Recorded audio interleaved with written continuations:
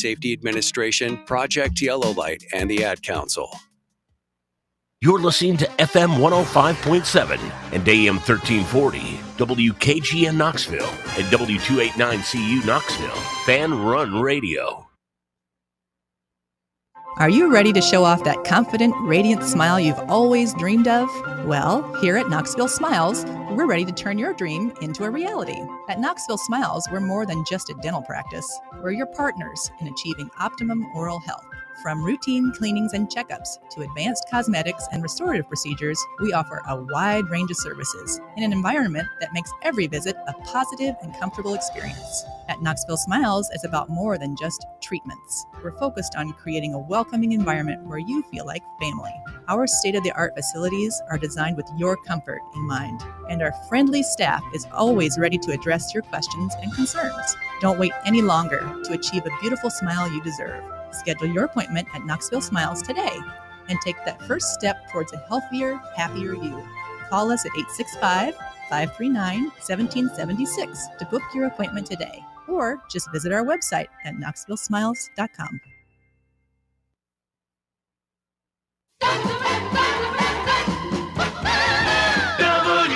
WKGN 1340. Go Vols! You're tuned in to East Tennessee's premier sports radio call-in show. This is The Drive.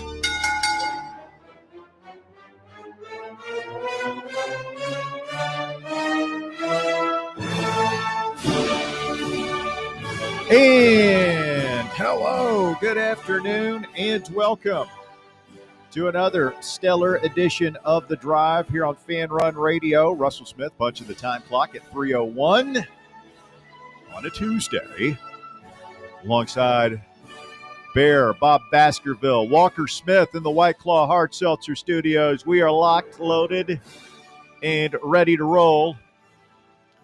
I will admit I'm in scramble mode a little bit here, boys. Are you? Had a rough experience in the Chick-fil-A drive-thru. Everybody in the building ate at Chick-fil-A today. I feel like There was something in the air. Bob. It felt like a Chick-fil-A day. That's mine. I feel like I turned Bob's up. He turned mine up. Headphones. Sorry about that. You're blowing me out here. No, man, it was. I don't get this. Too much technology, people. Too much technology. Whatever happened, we've got two windows now. One lane is for app only. The other lane is for just, regular drive-through. I'm going to pay at the thing. And you got cash, you got your card, all this stuff. Too many choices. It's out of control. I pull into the – I don't do the app. I don't do the app to order stuff. I know it saves you money. I don't want to feel like I need to go eat the fast food all the time. Fast food is for when you're in a hurry and you got to move. And I was in a hurry today, so I pull in Chick-fil-A. And they've got the – you go to the left if you don't have the app. The left is 10 cars deep, man. I mean, it's a long line. The app line, nothing. It's beautiful. So I pull in the drive-through line, and I'm just sitting there, man. This thing, it ain't moving. Usually Chick-fil-A, they're moving you through there. Today, it's just stuck. I don't know if the people in front of me are slow. I don't know if they're ordering a lot of food. I don't know if they've got the new guy on the headset in there. But I'm just sitting there cursing life as the app line right next to me. They're just cruising through. I've been there 10 minutes. You've got guys pulling up, woo, right through. They just show the thing, get your food and go. It's an outrage. Maybe you ought to get the app. Maybe. It's a really good app. What sucks is when you get caught, and then because I'm like, if it looks like it's going to be a long time, I will back out and just go somewhere else. Oh, I was caught. Yeah, I thought about that too. Oh, there's like 10 cars behind me. I'll tell you what's something that just gets me totally, let's just say it, pissed off, is when you do the app line, and I've had this happen there's people who are now using the app line because they're so friendly at Chick-fil-A. And they'll that just they- wade you through. They get whoa. in and they do the whole, oh my God, I can't get this app thing going. Can I just put my order in with you? And, of course they're like, Oh, hey, that's good. I'm going to do that next time. Well, no, you shouldn't do that because that's. I feel like for people who have the app, that's. yeah, exactly. This isn't Russell. There are rules. Okay. Yeah, that's Etiquette. So then it's like you just So have, Russ. you've totally ruined the whole concept. So don't do that. Don't do that. Well, I think I'm going to do that now. That's thanks for showing me the hack. Dude, here's the thing is like if you order something there too, it's going to intuitively retain that order. So the next time you come, it'll pop up on the app saying, hey, you want to get this again? I don't like to plan my fast food thing out. When I eat fast food, I just like to whatever hits me, whatever's near. It's like, oh yeah, there's McDonald's. I'm pulling in there. It's whatever. I'm in a hurry. I don't want to I don't understand the mentality of I'm at home. I'm at my house where I've got a refrigerator with like sandwich stuff and cheese and apples and real food in there. But no, I'm going to open up the app, make the order, and then drive across town to get the really unhealthy food, which is now overpriced as well. That's why you've had no cavities. And out of all of us, I don't know about you, Bob, but you're one of the healthiest guys at the station because you don't eat like the rest of us. Well, I mean, I don't understand. Like, help me through this. So you're at home. You're like, man, I'm really hungry. I know what. I'm going to go over to McDonald's. Let me pull up the app and make my order. I hate ordering on an app for like a restaurant or something, takeout, and it's just, it never works. You got to go back and do the thing. You just pick up the phone and call. If you're going to McDonald's though and spending more than $7 or $8, then you need to use the app because they virtually give you stuff there. But Really? but that's what I don't need because then I'm going to McDonald's. See, here's all my the time. issue with it. Fast food has gotten so expensive. I figured out, honest to God, for what you end up paying. I mean, for my order, like at a McDonald's or fast food burger place, hell, I can go to like the Fresh Market and get I swear, I'm not kidding. Well, get a good steak and some shrimp. I appreciate the kind words about being healthy and all, but I did have my yearly physical last week and I gave blood and all that stuff, which means I'll be getting the letter in the mail any day now from my doctor who says, yeah, your cholesterol's too high. The bad stuff's too high. The good stuff's too low. Your liver enzymes, whatever those are, out of track. You've got renal situation, something going on here. And the only way to stop this is to stop eating all the foods that truly make life worth living. And so, it's probably not a good time to download the McDonald's app so that they're just giving me free stuff, as Bob says. I don't know what's going to be on that letter from the doc. It's usually something about fruits, high grain, whatever, vegetables. But I'm pretty sure it's not going to be download the McDonald's app. They'll give you free stuff.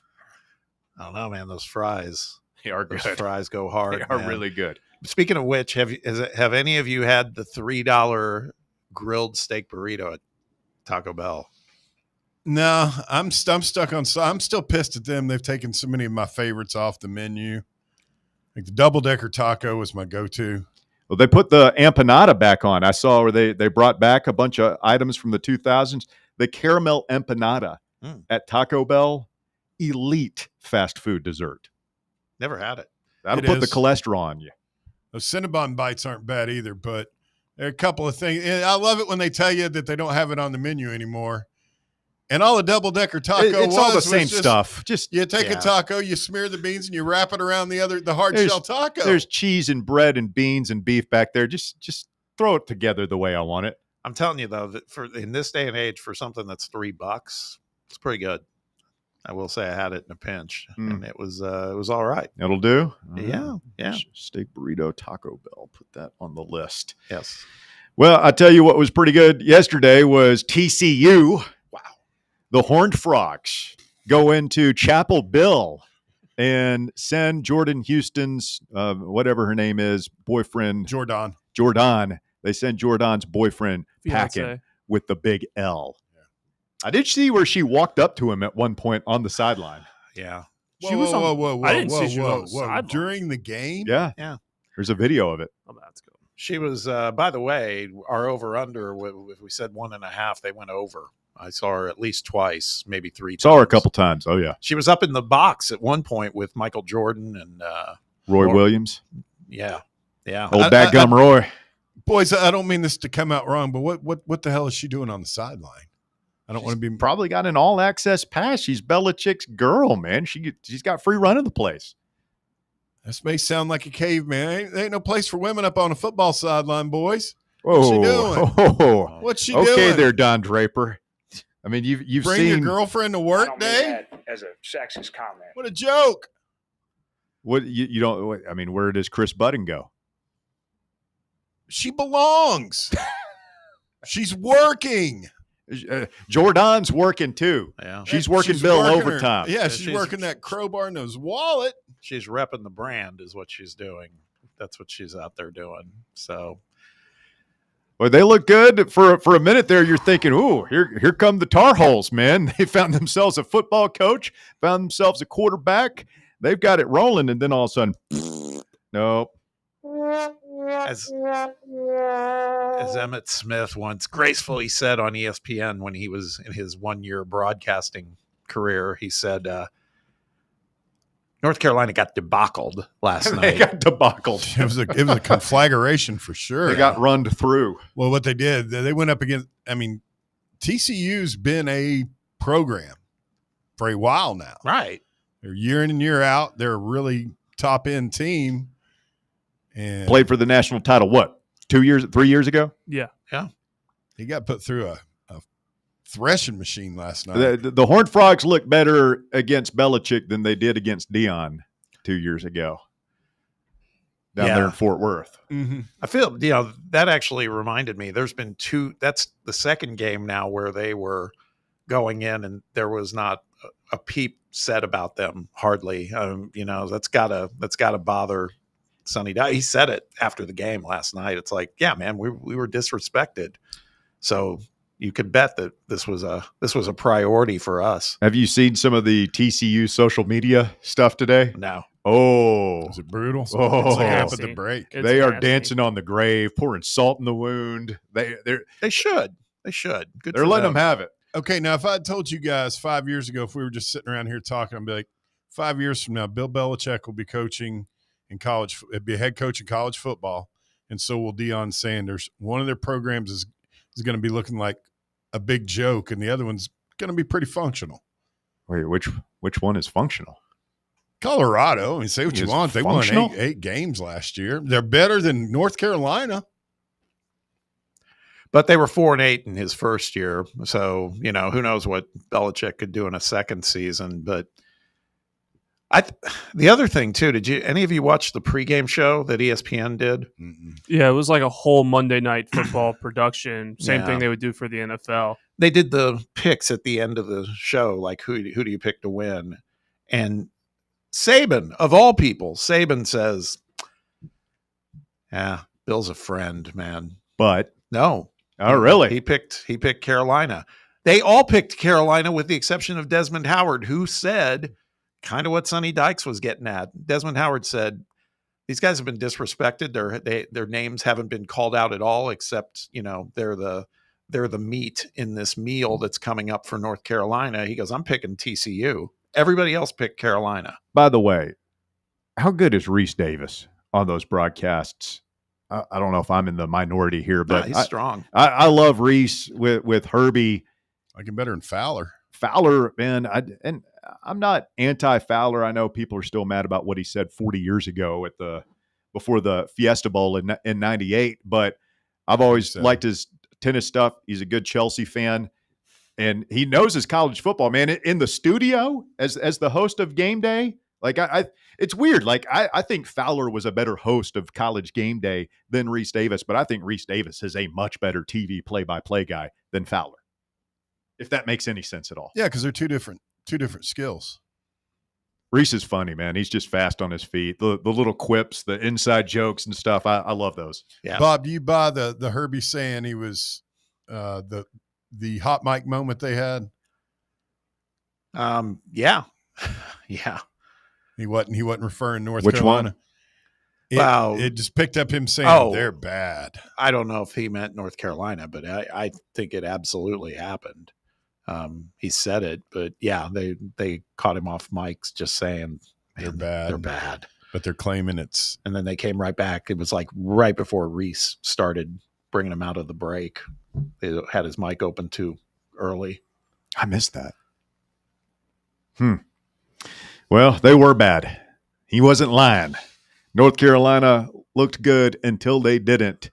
They got absolutely shellacked by the Horned Frogs from TCU last night. We've got the polls are out. Tennessee creeping their way up in the AP and coaches poll. We'll tell you about all that as we get into the program this afternoon. Coming up here in just a minute, making his drive debut, Bob, one of your guys, Ryan Sylvia, over at RockyTopInsider.com.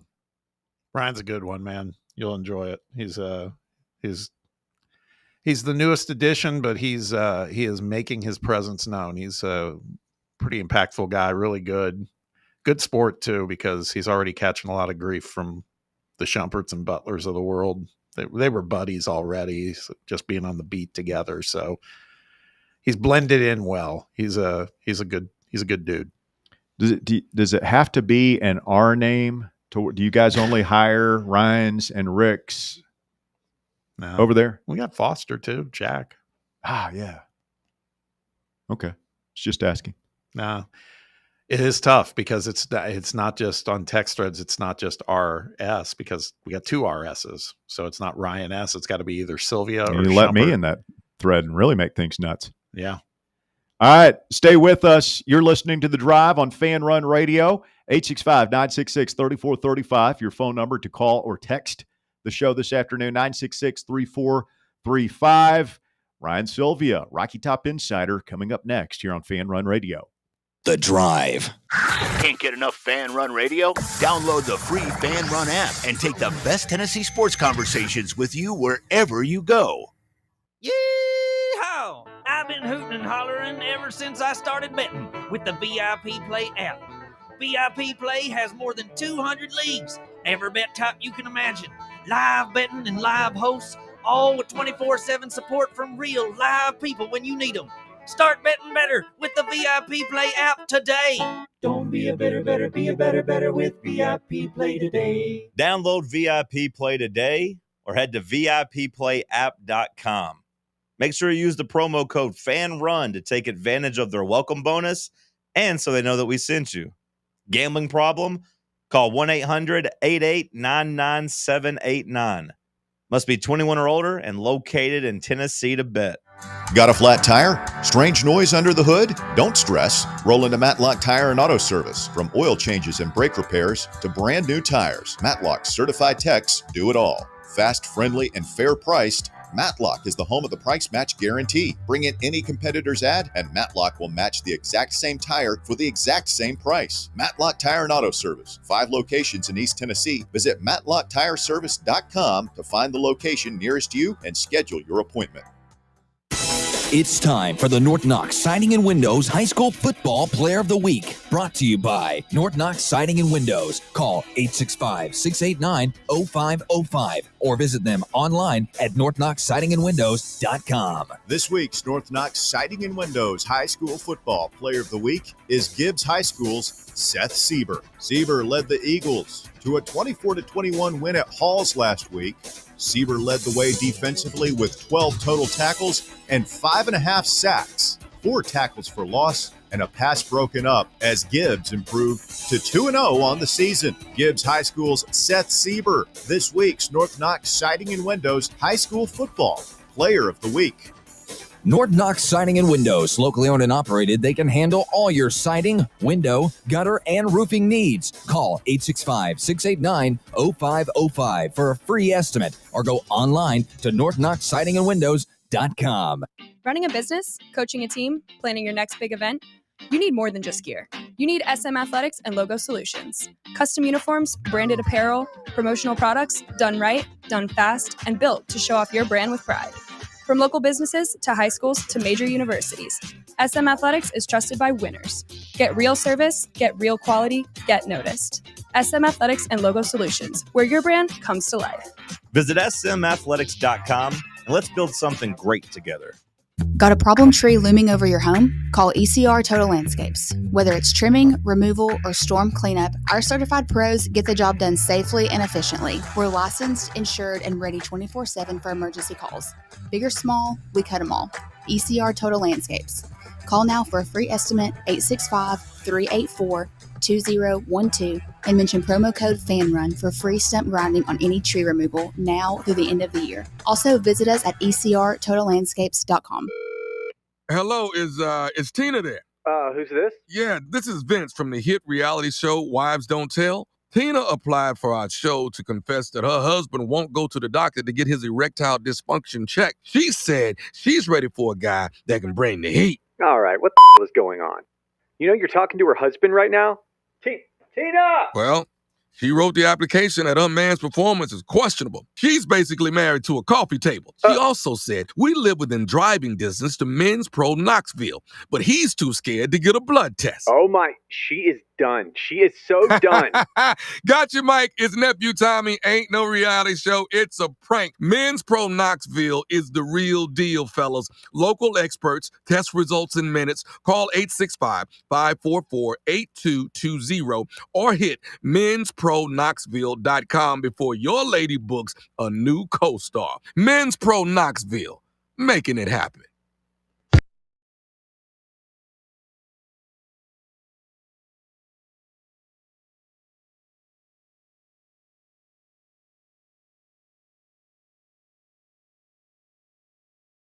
Final Smokies homestand of the season. The last chance for you to go see the Smokies in their brand new downtown Knoxville home, Covenant Health Park. We'll be there getting ready for the game tomorrow from 3 to 6. And if you got Smokies tickets from a fan run live broadcast anytime this year, this is your last chance to use them. Smokies going to be in town every night through the weekend. So be sure to get down there and use those free passes because this is it. They are done so after this week down at Covenant Health Park. Bob, we got one of your guys coming on the show with us here this afternoon. Tell me, where'd you find this guy, Ryan Sylvia? Well, saw him on the streets. Looked like he needed work. Needed a friend. Yes. No, he look, this guy has been with us for a short amount of time over at RTI. Does a fantastic job, though. It's kind of weird. I'm sure he doesn't think it's coincidental that RTI's had two of their best months in terms of engagement, traffic, impressions, all of it in the history of the service. Wow. And I'm sure Sylvia's sitting there going, yeah, well, you the Ryan Sylvia bump. That's what I bring. No, but this guy does a great job, and he's just blended in perfectly. He was over at Vol Report with the rivals in that group, but then obviously things happened with On 3. And it was our good fortune that he was available, and we were able to bring him on, and he does a great job covering the Vols. Ryan, thank you for hopping on, man. How you doing? I'm doing good. I appreciate the kind words. I got to take some Red Sox Yankees jabs at Bear before we got on, too, so it's been a good time. Wow. It's a little unnecessary, Ryan, to be honest with you. Right off the bat. I love it. Taking shots at Bear, always encouraged here. Ryan, off to a good start so far. I like this guy. I mean, the Red Sox own the series right now, so it's an easy time to take the jab. Ryan, covered Tennessee this week. You know, Tennessee has the big win over Syracuse in Georgia over the weekend. What's the mood like in the building yesterday at the Heupel presser today? I see where Willie Martinez spoke. The players and coaches is, you know, this is a weird one, right? You've got Georgia coming in about 2 weeks. Nobody's excited to play ETSU. I'm sure they say they are. But what's the mood like behind the scenes as Tennessee gets this season going? I think it's in the right spot in terms of they're happy with how the Syracuse game went. Like, that was one of the first things Josh Heupel said, is pleased with the win on Saturday. But there's still kind of a bullet list of points where got to get better here, got to get better here. Willie Martinez today, I think, if you're Willie Martinez and you're in charge of the secondary, there's a lot of things to be happy about. Obviously, the injury news isn't great, but the way that Colton Hood and Tyler Redmond played, I think you have to be pretty excited. Well, he's saying, hey, zone coverage has to be better. There's plays where we drop back in the zone where things didn't get passed off correctly. That's frustrating. There's situations where it's inexcusable to lose coverage and man-on-man coverage because that's the easiest one. So he's not, obviously overall he seemed pretty happy, but as far as that went, he had a few things he wanted to change. Joey Halsley was complimentary of Joey Aguilar, said, liked his approach, liked the mindset, liked the decision-making, but there's this and this we need to get better at. And if that happens, that's when the accuracy starts to go up, and that's when the offense can take another step. So I think that's kind of the right mentality. I think that's what you would hope they would be saying right now is good win, but let's move on and clean some things up, because there are some things that do need to be cleaned up if you are looking ahead to that Georgia game where it's going to take some, borderline perfect play from Tennessee to win that one. Wanted to get your take on, we talked about this yesterday. Obviously, the news rolled down about Ricky Gibson, and I was in my feels on Saturday thinking, once Colton Hood did the scoop and score and, Ty Redmond makes a great play here and there, and it's like, we don't need Jermod McCoy, man. We're deep in this defensive backfield. And then we get the news on Ricky, and all of a sudden now I've become a hand wringer. What's your theory on what the defensive backfield needs to look like composition-wise? Because we didn't see much Boo Carter, but I feel like, again, just like what you were saying, as we head nearer and nearer to that Georgia game, feels like we're going to have all hands on deck there. Yeah, it feels like things are kind of playing out with those injuries where you would think maybe you get a little Jalen McMurray at cornerback. They love him at star, but part of the reason they love him is because he can play multiple positions. So I wouldn't be surprised if he went back out and played a little corner in these upcoming weeks while those two guys are out, which is a position he played at a perfectly fine level a year ago, which would mean, probably that's Boo Carter taking those star snaps and getting on the field a lot more than just kind of the here and there that he was in that opener against Syracuse. I still think they're perfectly comfortable with Ty Redmond and Colton Hood being the potential two starters there, which says a lot about particularly Ty Redmond as a true freshman to already have that much trust. It's just interesting where they go behind those guys. I think they'll be on the field for the majority of the game. They do rotate at the cornerback position, but it's not a lot out there. But when you do want to get a guy off the field, I think it'll be interesting to see if they do, like I said, slide out Jalen McMurray and have him go back to corner a little bit, or if they trust a guy like William Wright, who's been around the system forever but hasn't played a lot of football. Like, what's the trust level there, especially if it is like Georgia and you're playing what potentially could be one of the better teams in the country. So they have a few different options out there. Willie Martinez talked today about how versatile, the cross-training and all the things they do in the secondary, and they're going to slide some guys around and try to make it work that way. But I am curious to see if this, at the end of the day, kind of does mean a little bit more Boo Carter on the defensive end, maybe earlier than they anticipated just because of the numbers. Ryan Sylvia, RockyTopInsider.com, our guest here this afternoon. Ryan, Jackson Moy, the other big injury there, really no reason to rush him back against ETSU, but I think the question Tennessee fans asking themselves, will he be available in 2 weeks when Georgia is coming to town? It seems like Tennessee have a really hard time stopping a physical Georgia rushing attack without one of their senior defensive linemen. Well, yeah, it's a thin defensive front. The edges are very deep. Like, you go to defensive end in the Leo spot, and they can go like 4 deep now. I think there's still at least a reasonable confidence that those guys can perform. Defensive tackle, you saw it against Syracuse where Jackson Moy went down. Maybe Nathan Robinson had to miss some time, and obviously David Hobbs is out for an extended period to get the season started as well. Like, you saw those depth issues kind of come to the forefront. And I think Jackson Moy, I don't want to jump the gun, but it feels like this is more of a precautionary week for him. Like, all right, get fully healthy. There's no reason to play against BTSU and get going full steam for that Georgia game. We'll see what that ends up looking like. But as of now, I'm I guess, cautiously optimistic on what his availability will be for that. But it would be a big deal if he couldn't go, because Nathan Robinson emerged as someone that I think Tennessee fans are excited about, and rightfully so. You're obviously confident in Bryson Easton and what he's done over the years. But outside of that, it's like, Jamal Wallace got some run. You slid in Dominic Bailey a little bit to kind of play defensive tackle at times.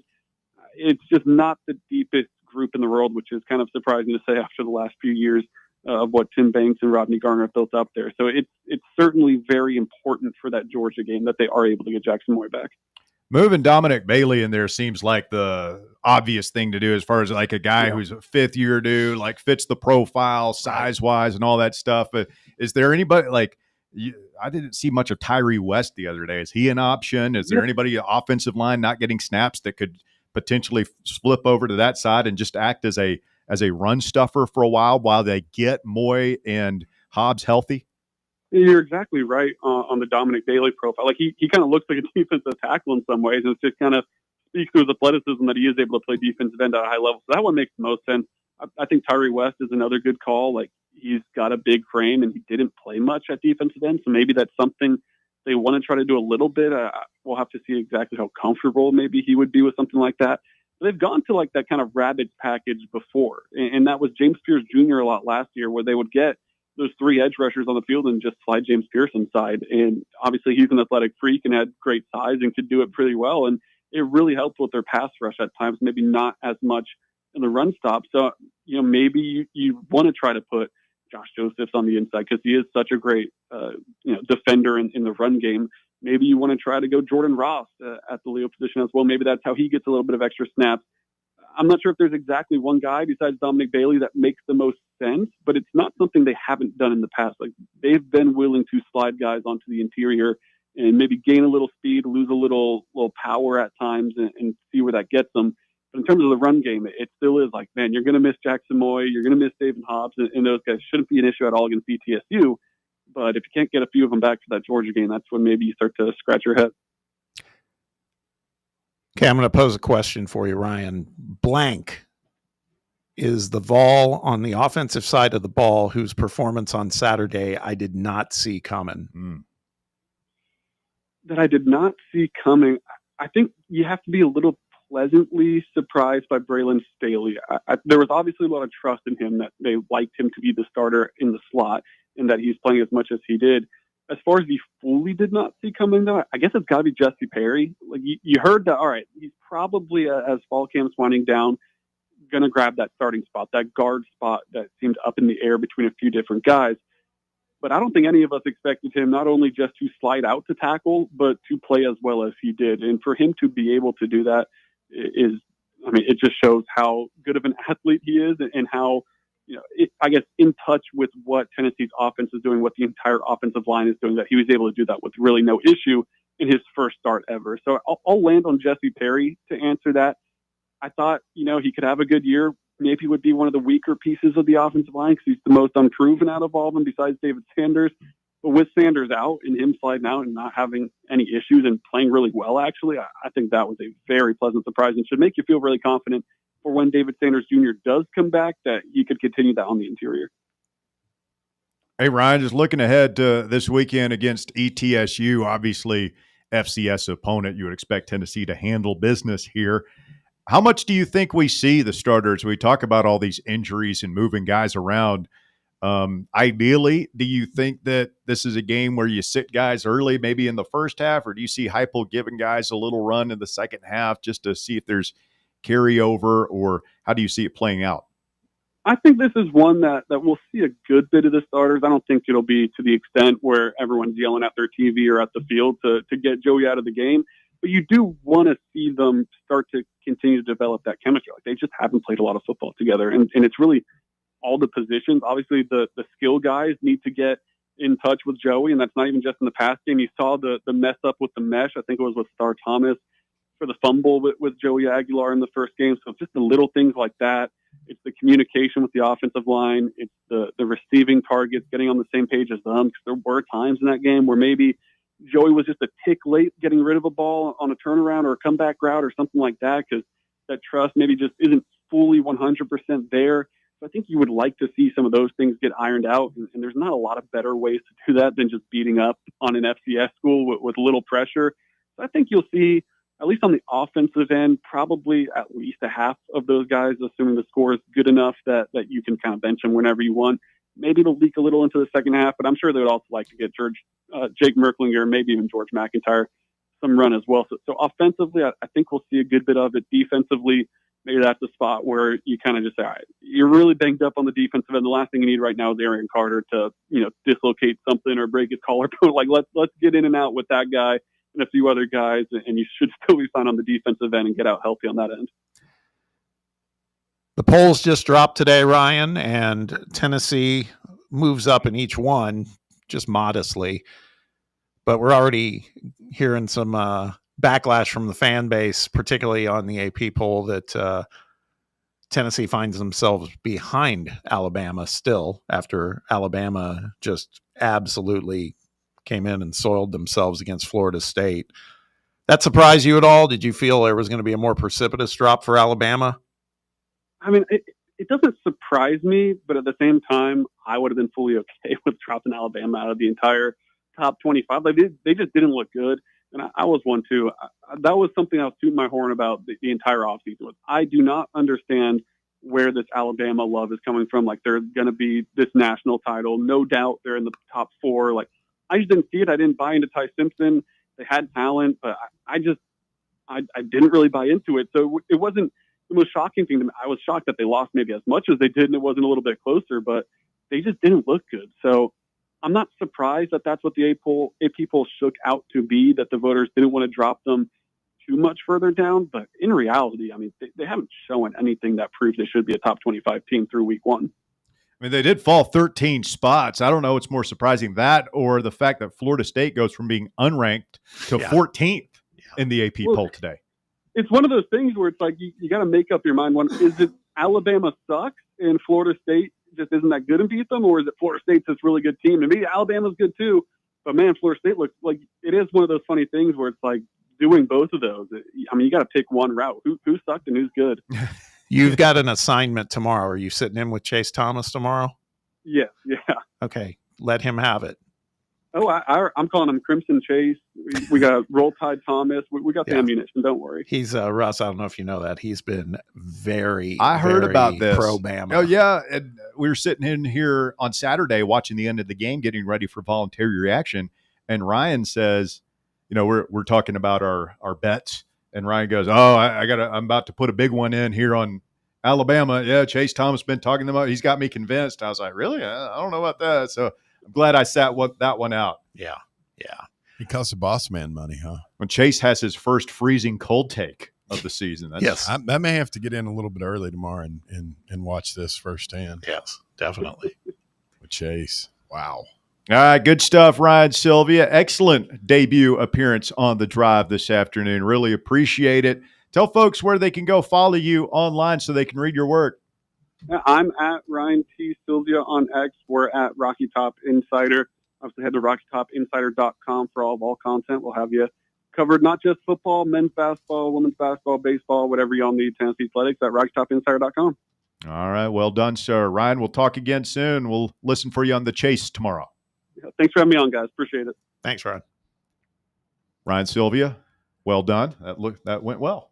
He's good. He's good. All the RTI guys are. Yeah. Except for that Rick guy. Jury's still out a little bit there.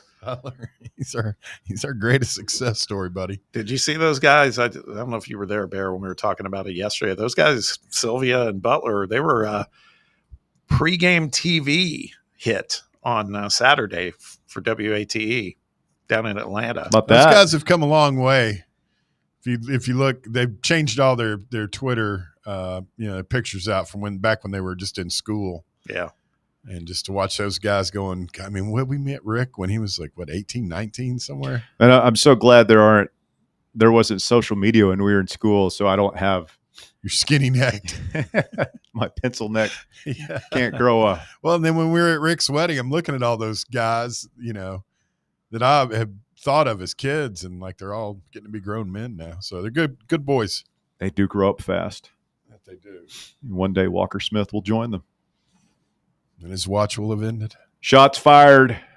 Stay with us. You're listening to The Drive, Fan Run Radio. Open up the phone lines to you, 865-966-3435. If you've got any thoughts, questions, comments on anything you heard from Ryan there, 865-966-3435, your phone number to call or text the show today. We're back with more Fan Run Radio right after this.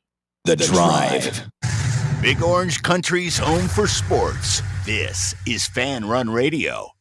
Hey, Vols fans, Cody Brown here.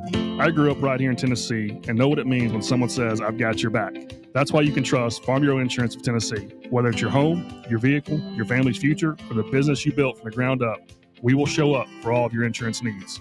We are Tennesseans who understand what matters, which is doing right by you. Insurance is not all about just paperwork and policies, but it's about the people we insure every day. So if you want insurance that hits home, give me a call at 865-992-3871. Go Vols. Blackford Veterinary Surgery Referral specializes in surgeries not regularly performed by your pet's general veterinarian. They're currently accepting referrals from vets all across the country. With their newly renovated state-of-the-art surgery center and highly trained staff, clients can rely on professional and thorough care. If your vet says that your pet needs surgery or rehab, ask for a referral to Blackford Vet and let them get your best friend back on its feet. Located conveniently in West Knoxville. For more information, visit blackfordvetsurgery.com. Rickard Ridge Barbecue, located in beautiful Cove Lake State Park. Rickard Ridge is home of the best ribs in the Volunteer State. Smoked daily by Pitmaster Mark Rickard. The barbecue at Rickard Ridge is mouth-watering, fall-off-the-bone delicious. Take the scenic drive up I-75 to exit 134. For directions and to look at the rest of the menu, visit Rickard Ridge online at rickardridgebbq.com. Ready to launch your career? Axle Logistics is a leading third-party logistics company where excellence is an energy. With an award-winning culture, Axle proves that positive outcomes come from a positive environment and a work hard, play hard mentality. At Axle, the drive for success is infectious. And with an uncapped commission structure, hard work isn't just noticed, it's rewarded. For those with big goals and even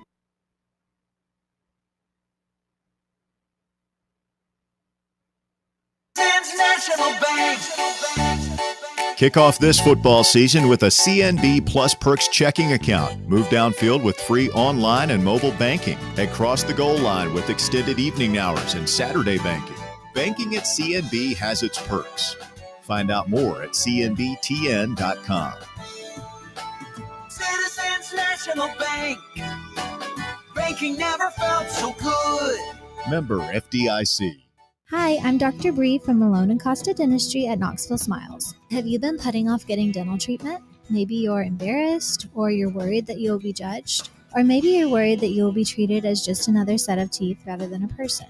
If so, I would like to invite you to visit us at Malone & Costa Dentistry at Knoxville Smiles. We will meet you wherever you are in life to help you feel good about you. Call us at 865-539-1776 to set up an appointment or go online to knoxvillesmiles.com. Good afternoon.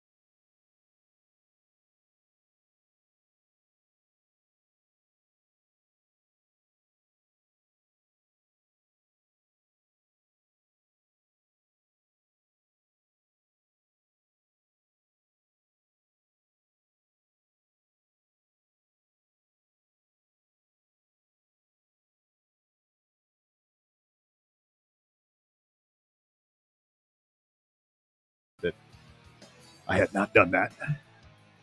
You hadn't subscribed? No, so we got one more now. That's good. Yep. Everybody go subscribe to the YouTube channel where we got a bunch of folks listening. Shout out to the YouTubers this afternoon, and they've got their own chat going. Their own little side convo. I got to give a shout out to Bear, though. That's a good way to wake me up. A little AIC right there. Some them bones. You an Alice in Chains fan? Love. You a fan of Mr. Jerry Cantrell? Yeah, Wayne Staley? I got a chance to see them all together as an opener to kiss in Really? Louisville. In Louisville. I mean, hell, you could have left after I know. the Alice boys got done and it was fantastic. beat the traffic, not missed anything. I could just see a young, brooding Bob Baskerville, flannel hair down in his eyes, Reed Kieringer style, just like shoegazing in his his flannel. Flannel's his tied around his waist, ripped up jeans. He's got the long John. Just like, yeah, cut man. off, yeah. Corporate rock sucks, bro. I'm 100% certain I'd embarrassed myself somehow multiple times at that show. But no, definitely. They can make you feel some kind of way. They were a great live band. Incredible. Yeah. Jerry Cantrell, he's one of the more underrated guitar players Well, of and our then, generation. and also you didn't hear it there, man. The harmony, man. When those guys, Rooster, could go on and Some on. good stuff, man. Here come to snuff the rooster. Are you familiar with the work of Alice in Chains, Walker? No. He ain't gonna die. We need Walker. He ain't gonna die. We got to get him a mixtape. No, we do. No. Yeah. He ain't gonna die. Had all those harmonies they could do. Cantrell's a really good singer as well. Mm-hmm. That's what I'm saying, man. Those guys get. Have him you and seen Staley him post together. Staley? No. He also had that real dark vibe to him that's like, oh man, they're all heroin addicts. Well, they weren't. Kind of made you want to try heroin just for a minute, and then you're like, no, that's not good. Till you found out the there must guy be something to it. Were you like that? I was like that, man. You hear like No. the Velvet Underground or Jim Morrison. It's like, it must be pretty cool. And then they die, and you realize that maybe it's not. Yeah. The risk reward of a good heroin addiction, a little bit out of whack. Things can get kind of dark if your lead singer's, smack addict. And I've been on. It's ironic because this past weekend I've been on an enormous Stone Temple Pilots kick. Love STP. So, and I mean, I felt like they were kind of I didn't Alice consider them adjacent. grunge, though. Oh, they're grunge, yeah. I am smelling like Dead a and rose bloated. that somebody gave me on my birthday deathbed. That's called Dead and Bloated. Yeah, Walker. You never heard of Stone Temple Pilots? No. Soundgarden? Oh, My God. Walker. We got to educate you on the classics, my I friend. mean, I could understand if it was like the Green River and Temple of the Dog and Flies in the vessel, here we are. Mudhoney, No. Mother Love Bone. Not even a little bit. He's getting a little out there. All right. Yeah, we got to get the comments from the YouTubers. Well, this started a little earlier. Chad types in that he started the fire. Do a little Billy Joe poll there. AP poll I thought Ryan started the fire. Yeah. Office reference. He said AP poll is a damn joke. And then he goes, how the blank is Bama still ahead at Tennessee? Vols beat a team that won 10 games last year. We should be in the top 8 at the least. And then Buck, who was a big interactor with us on our previous show under review, he does a lot of interaction on all the shows. He just said, please tell the other shows if you want fan interaction, then you need to interact with the fans. Noted. Chad then follows back up and says, and let's be honest, LSU didn't look that great, and neither does Clemson. So whoever comes up with the preseason rankings should be fired. We shouldn't rank teams until maybe the 4th week. I don't disagree with that. I do think the preseason rankings, they help us during talk season, right? Yeah, but these polls ain't going nowhere, are they? No. But because of that, because there's too much talking around it. Let me ask you, like, Bob, Tennessee in the polls, part of me just doesn't care because I know we've got Georgia coming up. And if we win that game, we're going to get all the respect in the world. And if we lose that game, nobody's going to really care about the polls because we're all going to be big sad. Like, I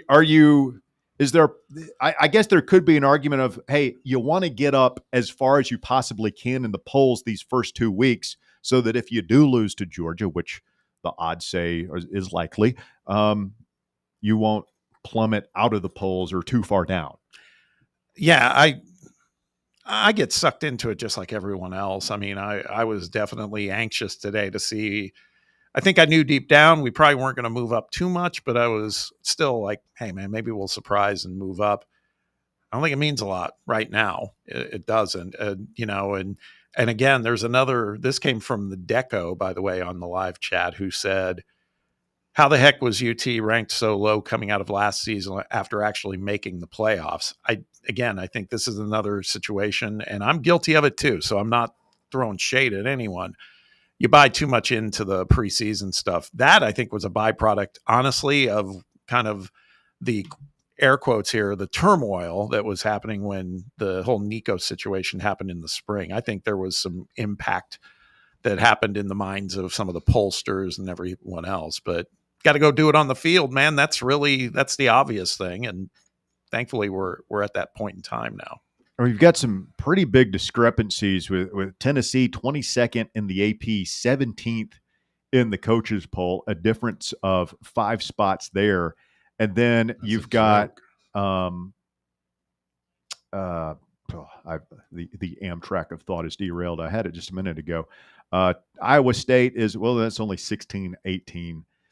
There was Florida State is 19th in the coaches poll now after not being ranked.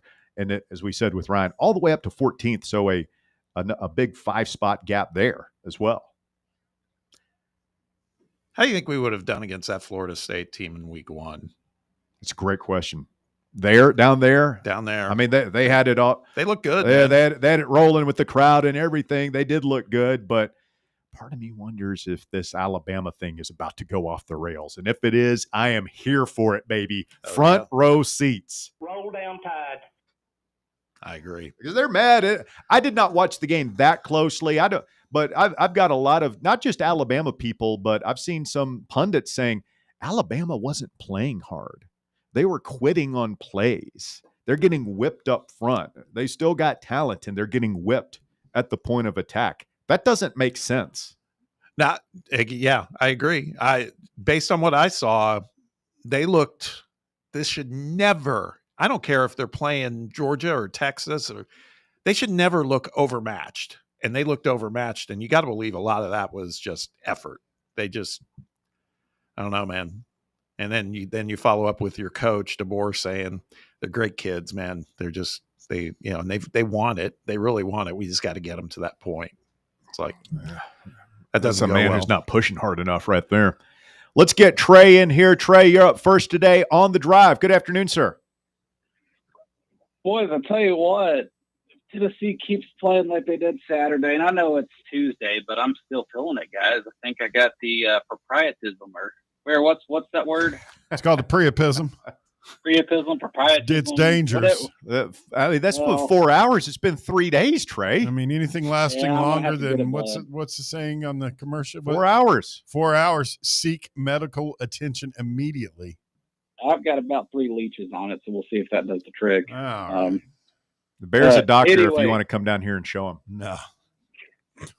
I'm on my way. But, guys, I mean, I didn't get a ton of time yesterday just to go over everything. But, I mean, I definitely, after game 1, I'm not going to overreact. I'm not going to say that we're going to run the table. But I am going to say it's definitely raised my floor. I feel like, this is now an 8-4 team at its worst, provided we don't, the injuries don't persist. And I think we've got a good shot against Georgia. I wouldn't bet on us to win that game, but I'd bet on us to cover. I think that'll be a touchdown game. I think it'll be the fourth quarter and can go either way. But if we can win that game, guys, I mean, I just want to ask the table here. I mean, if we beat Georgia here in 2 weeks, we're pretty much guaranteed a spot in the playoffs. Now, I know we still have to win the games we're supposed to win, but you got to assume that Bama's probably a win. You got to assume Florida's a for sure loss. I'm not giving us any chance in that game. I'm not assuming either of those things. But go ahead. I don't see another for sure loss on the schedule. Do you guys? Well, Bob, to me, that's part of the beauty of year 5 of a successful coach. I don't see any for sure losses on this schedule coming into it, and nothing I saw Saturday changes my mind. Yeah, I'm still of the mind that we don't have enough for Georgia, but my God, if we take them down, then This place goes nuclear, and B, the expectations are just through the roof. Ain't no disrespect at that point. No. Now, to be fair, I don't expect a lot when we go into the playoffs against, if we come up against a top tier team. But they fixed the seeding thing, so you wouldn't be playing Ohio State if we're similarly seeded this year. So, I mean, we have to adjust expectations there as well. I mean, chances are we're not going to be playing Ohio State on the road. How fun would it be to host one of those things, boys? We should have last year. So it'd be incredible. It'd be a game for the ages. I mean, Neyland Stadium is just the type of environment that a playoff game has to happen in. Josh Heupel owes us that much. I'm not even going to ask for a natty, but just let us host a playoff game like that. I will be so happy if we can do that. But yeah, I mean, I'm looking at, like I said, I'm looking at the schedule, guys. That Georgia game, I think we can punch our ticket to the playoffs right then. And I will tell you, Florida is a for sure. I think they're a for sure loss. I want to write that one off right now. I don't think we're going down to Gainesville and winning against that Florida team this year. That's a lot of BVS talking right there. Hey, Russ, I feel you. I'm happy to take a friendly wager with you. I'm right there with you. I mean, Go Gator. That's a lot of trauma coming through. That's Go Gator. a lot of history behind that, and they're a good football team this year. This isn't, Well, if you want to crown them, go ahead and crown them. Love you guys. Yeah, you hit the wrong thing there. Stay with us. Hour number 2 of the drive coming up on many of these fan-run affiliates. The top 4 at 4 when we continue next.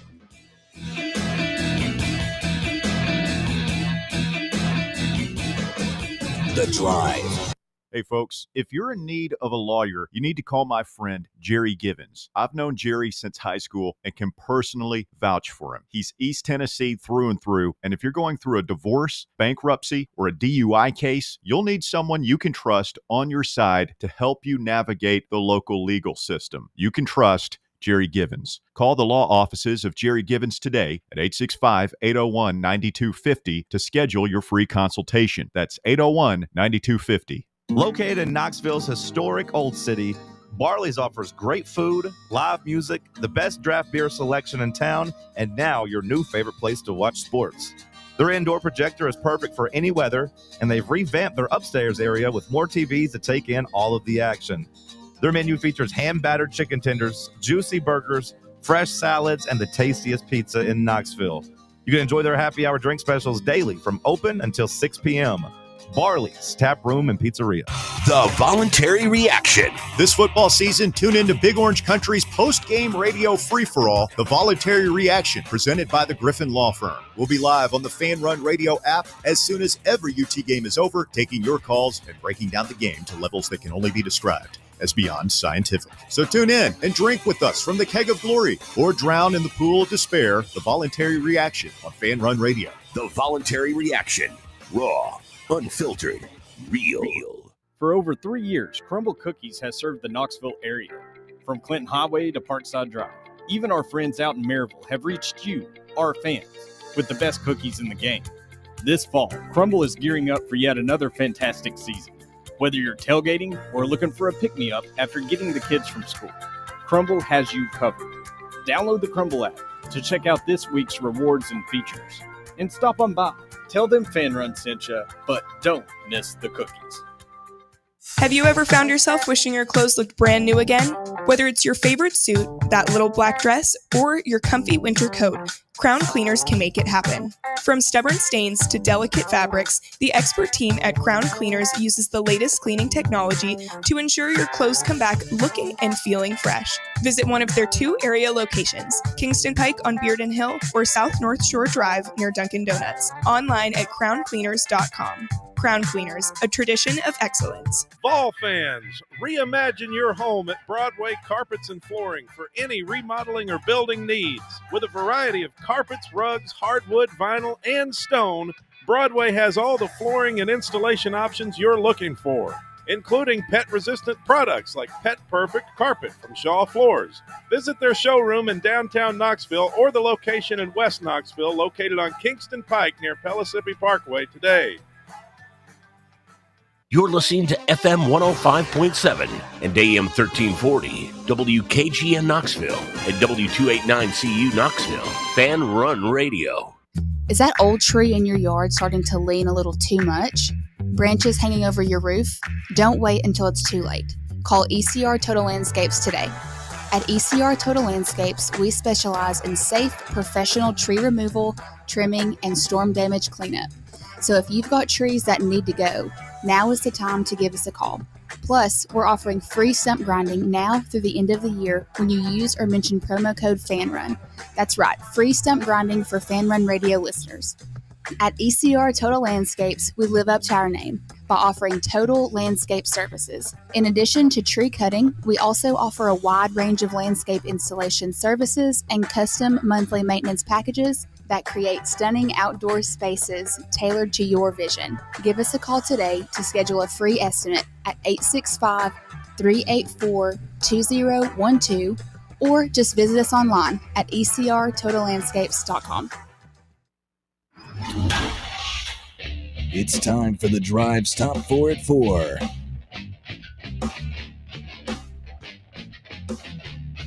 Hour number 2 of the Drive.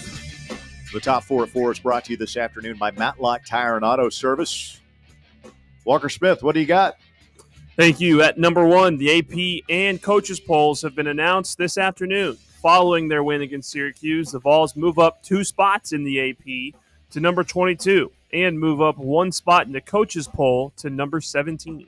I've always said the coaches poll a much more reliable and true gauge of college football. Much better greatness sourcing, than the AP. much better voters. I have not been able, boys, to find the spreadsheet yet. I am currently scouring the intranets for it, and we'll see who goes to the top. Do they release the coaches? Do they say who the coaches vote for? I don't know. Not the coaches. The AP for sure. I haven't found that yet. The breakdown on the make polls. you put your name on it, don't you think? For the coaches, I think they ought to. You should. I don't think they do, and that's where some of the monkey shines and shenanigans have come in a couple, in the past few years. It would be pretty funny. Would be pretty funny. Well, who was it? Somebody. I mean, every year it seems like there's somebody that just does. It's like, wow, really? One of the coaches voted Ohio State number 19. I wonder who that was. Yeah, like imagine if you're Jim like Harbaugh, Sharon Moore, Jim Harbaugh. You vote Ohio State super low in the coaches. You play them next week. Would you guys? I'd be that petty if I were a head coach and got to do it. I would totally. I mean, I would think if you are a head coach and you're trying to get your team in the playoff and you're like on the edge, and you can say and like it would help. Because they figured these things in. I know it's not the be-all, end-all, but people are looking at it. And it would help you to overrate your team a little bit and underrate a more deserving team. And even if you know they're more deserving, but like at a certain point, you have a fiduciary responsibility to your employer to try and game the process. I think it just goes without saying. I love how corrupt this sport is. It's great. At number 2, Bill Belichick's introduction to college football didn't go as planned last night as the Tar Heels were embarrassed by TCU, who rolled into Chapel Hill and won 48-14. That was like 2 different games. The first drive and then the rest of it, just an ass kicking after that. Yeah, it was by TCU. It was bad. What Russell said earlier about like the Alabama team against Florida State kind of being a little lethargic and not looking like they're going all out. It was like that for North Carolina, but times 100. Like they just were not tackling. They just were not wrapping up. Belichick says, quote, "We're better than what we were tonight, but we've got to go out there and show that and prove it." Did you see Belichick put his depth chart out and it was all blank? It's like it was so funny. Also, according to that sheet, and I don't know if this was some sort of a typo or there's more to the situation, but it listed their entire coaching staff. Of course, Will Friend is the offensive line coach. They also had him listed as the running backs coach. Will Friend, for real? Yeah. Offensive line and running backs coach. At a big-time college football Power 4 That's program? what the depth chart that was photographed yesterday that you were seeing the screenshot of right before that game. That's what that said. So I don't know if that's – I've never heard of that. I mean, I guess it's like run game coordinator thing. I remember Dooley famously tried to game the system with his staff here in 2010. This was back when you could only have 9 assistants. You can have 10 full-time assistants now. But he had Jim Chaney was the offensive coordinator and the tight ends coach. And then to get an extra guy on the field somewhere, they had a GA was the running backs coach. And I can't remember that guy's name, but he was a GA at La Tech who came here with Dooley.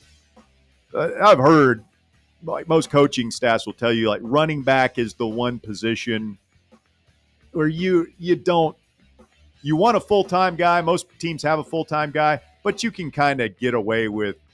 It's one of the easier positions to coach.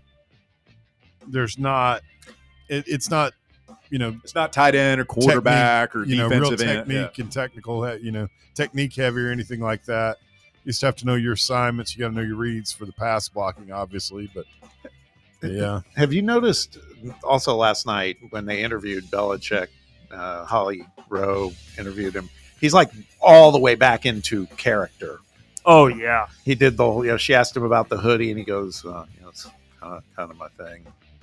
Just everything's mumbly, and it's like because he showed when he was on the Manning cast and did some other things. He's quite capable to be able to communicate, but now it's this brooding, very mumbly. I'm not going to tell you much. Mumbly Joe. Yeah, there's a video of him saying something to Jordan on the sideline, and he just briskly walks away. Wow. Wonder if she gets the real bill. And my wife is convinced that he's wearing undergarments. Undergarments? We all wear undergarments. No. I'm talking about like upper body. I think he's wearing a girdle. Bra? He's gone full sports butch. bra. A bro, I believe. It's not even a bro. No, but like Spanx type stuff or whatever that would kind of girdle. Yeah, kind of girdle. Lift everything up, make him look more athletic. Bear is often accused Butch Jones. I know he was. You don't know who he was. I saw him from the stands at Maryville High School, the visitors section. You saw him from the stands. Shout out to the Alcoa Tornadoes for coaches for letting me sit with them after Maryville tried to throw me out. Butch Jones is ass. You could tell, man. You could absolutely 100%. It wasn't just me. Or a couple of How guys could you sitting tell? around me. Because you could kind of see the silhouette of it. It was offsetting. He wore white. You're white in the shirt. stands. Not to go full Kevin Costner and JFK here on you, but you're in the stands. At He least passed from like me to the wall behind you guys. Maybe he's wearing an undershirt. Undershirt doesn't stop right below your chest. Sometimes you get your all sternum. sorts of weird folds and stuff. He had these little tiny feet, and then he had the girdle on. To me, it looked like a damn girdle, and everybody else was sitting around me. I was like, "Hey, it tracks, man. It wouldn't surprise me."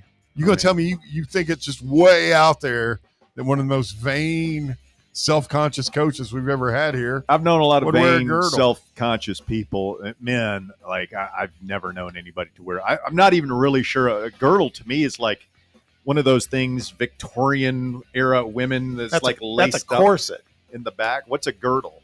It's just like a sleeve, basically. Yeah, girdle's more elastic, and corset's what you're thinking of. Why corset. I don't understand. Like, There's why different would you kinds wear a of girdle? girdles. Like to hide.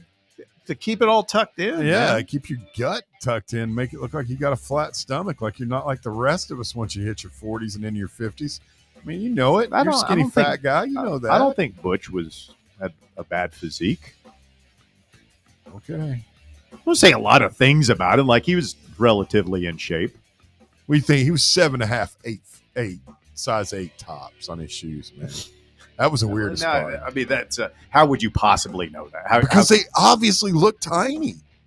I mean, you think I just started calling him? It's really strange that you're looking at Butch Jones this closely. I got to say, I'm just sizing him up, just staring. Burn. When you're staring at somebody and you hate him you just feed out that venom at him.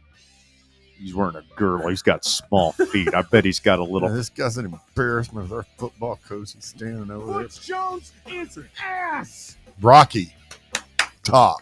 Come on, Russ.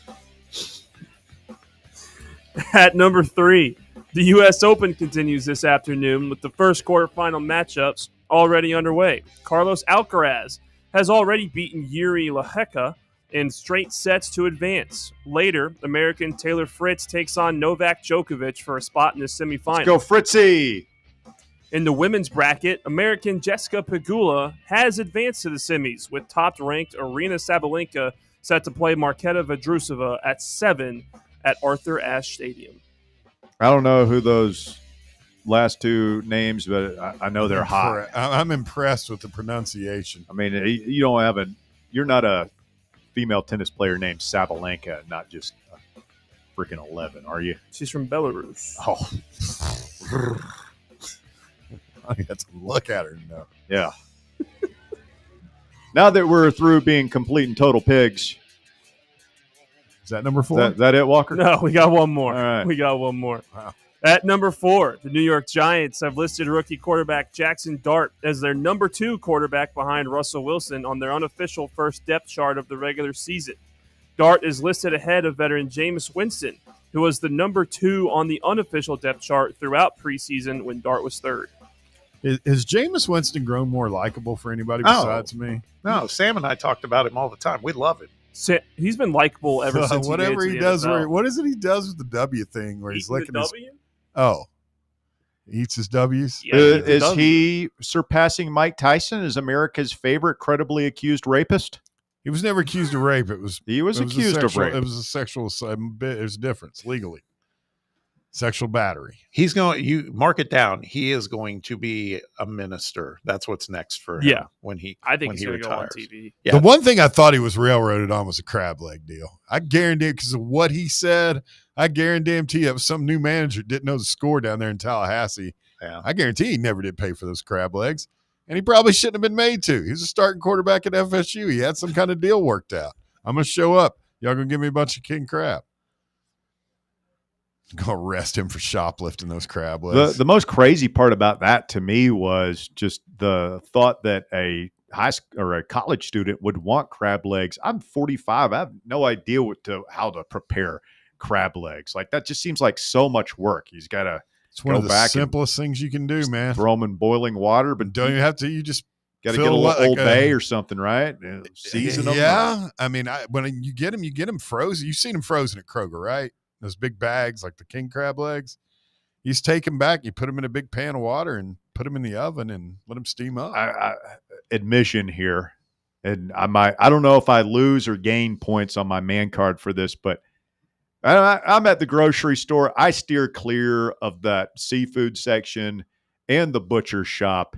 It's just too intimidating. I don't know what I'm looking for over there. I don't even really like buying meat from the rack with the styrofoam things and the wraps and everything. Like I'm just really, I don't know what I'm looking for. It's not for me. Most of my food I like processed. That's not surprising. If Bob said that to me, I'd be totally shocked. Bob, like I mean, that, do you go back there? Yeah. Okay. Yeah. Doesn't mean I prepare it, but oh, Bob, just go and get it. Oh, you get it in for the chef. Wow. Jeeves, I've procured some crab legs. If you would prepare them for me. I'm not a big crab legs fan. I am a believer between that and lobster. There's too much work involved. Me too. Nothing it's not like anything skeeves me out about it. It's just if it has a special eating utensil, the lobster's got their own fork. You got the cracker thing for the crabs. I barely have it together with a fork and knife. I don't need other things entering into this. You guys don't know what you're missing. That's what I hear. I hear it all the time. I'm married into a northeastern New England family, and that's what are you doing? Have you been doing like a real northeastern clam bake and all that lobster? Yeah, of course. And I mean, I've had I like a lobster tail. I will say that, but that's easy compared to my father-in-law gets into the backs and everything else. I mean, it's a lot. Into the backs. Yeah, there's meat in the backs of the lobster. That's where it gets a little, just too real for Yeah, me, I guess. And the rump. That's the whole thing. That's I what mean, I'm saying. that's where the good meat is in most animals, right? I mean, you go over to the barbecue place, they'll give you like whole pork butt right there on the thing. Well, if you're eating pork, I guess, yeah. Well, what's the difference Pork between belly. a pig and a lobster? Wow. They both got to poop. Have you seen this pile of crap? Are lobsters bottom? I mean, they're both rooted around their own filth, I think. Lobsters will eat their own. Yeah, I don't know. Bottom feeders, right? Yeah, probably. I would think. I mean, my wife can identify immediately, like when we're getting like shrimp and stuff, and she's like, "Nah, this shrimp is like." After it's prepared and brought to our table, she's like, "Pooper's dirty." That's what she'll say. She knows. I'm like, I don't know that. I was like you go in Red Lobster and they got the tank of the like some places will let you go up and choose. I was there the last lobster, night. like you're some sort of Roman emperor. Yes, bring me that one. He amuses me. Yeah. Prepare him. Listener Buck just said, Bob, come on now, garlic, butter, and crab legs. I know. That's what Bear's talking about. Yeah, just butter. Just if you get the right kind of crab, you almost don't even need butter. Yeah, if it's seasoned correctly. I'm not saying I don't like it. I don't know if the juice is worth the squeeze for me. Let's put it that way. Too much work. That's all. I feel you. So you got to eat the big ones, the Alaskan King, because then that's a lot. Top 4 at 4 is brought to you by Matlock Tire and Auto Service. It's where I go whenever I need new tires for one of the Smith cars or an oil change, rotation, AC worked on, anything like that. They do it all at Matlock Tire and Auto Service, staple of our community here in East Tennessee since 1953. Yes, for over 70 years. It's Matlock Tire and Auto Service, home of the price match guarantee. You can bring in any competitor's ad to Matlock, and they will match the exact same tire for the exact same price, virtually assuring that you get the lowest prices on tires at Matlock, guaranteed. Check them out online at matlocktireservice.com. Find one of their 5 area locations nearest you. They're in Farragut, Lenoir City, Maryville, Athens, and Hardin Valley. Again, you can schedule your next service online. matlocktireservice.com. Be sure to tell them Fan Run Radio sent you. Coming up on the drive, you have everybody's got content. There's so much college football content out there right now. It's almost hard to decide what is show worthy and not, but we see a lot of these things coming out of the weekend. The PFF grades, I always like to look at those. Bob, you were telling me Pete Nakos has a thing where he's ranking the transfer quarterbacks coming out after of the weekend. Week 1 performances. He ranked. Our guy was pretty highly ranked. Where was Joey? Where was the other guy? Stay with us. We'll let you know when we continue right here on Fan Run Radio after the break. The Drive. Catch up with all things Fan Run by subscribing to our podcast feed. Like, rate, and download the show from the Fan Run app or wherever you get your podcasts. Attention service members and veterans. Introducing the Griffin Law Firm, your trusted ally in military legal matters. From court martials to benefit claims, at Griffin Law, your mission is their mission. Here's VFL Marshall Griffin. As a veteran and retired military attorney, I've successfully defended lifelong benefits and helped preserve professional futures. So I know that when you hire a military justice lawyer, you maximize your chance to get relief. With my unique experience, I can advocate for you because there's no military matter that's too big or too small. Let us help you make these critical decisions that could affect the rest of your life. Remain silent. Request counsel. Call Griffin Law. For a free consultation, call 888-707-4282. That's 888-707-4282. Or just visit griffinlawdefense.com. A brand built in Tennessee and born from the love of the game. Inward Half revolutionizes golfing comfort. Crafted by a former pro and dedicated enthusiast just like you, our luxury performance wear guarantees you stay cool and comfortable through every swing and every day. We're not just a brand. We've set out to create a lifestyle for those who understand that impeccable style and premium performance are a hole-in-one. Enjoy the walk-in with Inward Half. Are you ready to make your dream home a reality? Hi, I'm Bo Kregner, and here at the Kregner Group at Realty Executives, we know that finding the perfect home is more than just a transaction. It's about finding your sanctuary, your future, your happiness. Our team is dedicated to guiding you every step of the way, ensuring a smooth and stress-free journey towards home ownership. Whether you're buying, selling, or investing, we're here to help. Call me anytime at 865-742-1035 or just visit us online at bonoshouses.com. Hey, football fans, this is Stats. And this is the Sheik, and together we are the Cover Boys, and we cover college football like no one else. Each week, we preview all the big games in college football, and we may not tell you who's going to win, but we'll tell you who's going to cover. Our patented right sides are clicking at 66% against the spread all time. So join us right here every Friday evening at 8 for the Cover Boys on the official voice of Tennessee fans, Fan Run Radio. And enjoy the winners, everyone. It's football time at Tennessee, so crack open a cold beer that doesn't fumble the flavor. Garage Beer is 100% beer-flavored beer. No gimmicks, just cold beer. Built for bonfires, backyards, and beating Bama. Garage Beer is proud to be brewed right here in the Volunteer State. So pick up a 12-pack today and look for the drive celebrating Football Fridays at select Garage Beer headquarters around town this fall. American-owned, Tennessee-brewed Garage Beer. 100% beer-flavored beer. Good afternoon, THB running radar, at least they were earlier, I-40 out through certain parts of Roane County. As you travel out through the Cumberland Plateau area, it's gotten heavier out here in West Knoxville now. Cedar Bluff stop and go right at the interstate. A little bit crowded at times. Kingston Pike through the Bearden area. It's building to the north now with that volume northbound on 75, working your way up through Anderson County. Turn your gold and silver coins into cash this week at Fountain City Jewelers, located in the heart of Fountain City, right there next to Litton's. I'm Commander Chuck with your on-time traffic. It's time for the Rocky Top Report, brought to you by the Kregner Group. Well, Tennessee hard at work for ETSU coming to town. I not even realized that Will Healy is the coach there now. He had that great season at Austin Peay a couple of years ago, parlayed that into the Charlotte job, right, where it did not go well for him. And I think he's been working with Gus as like an analyst at UCF the past couple of years. He takes over for the guy who went to, I can't remember where he went to, but they had a coach who was one and done there last year. A lot of turnover at ETSU the past couple of seasons.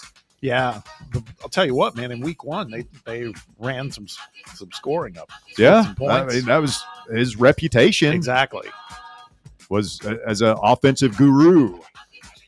Yes.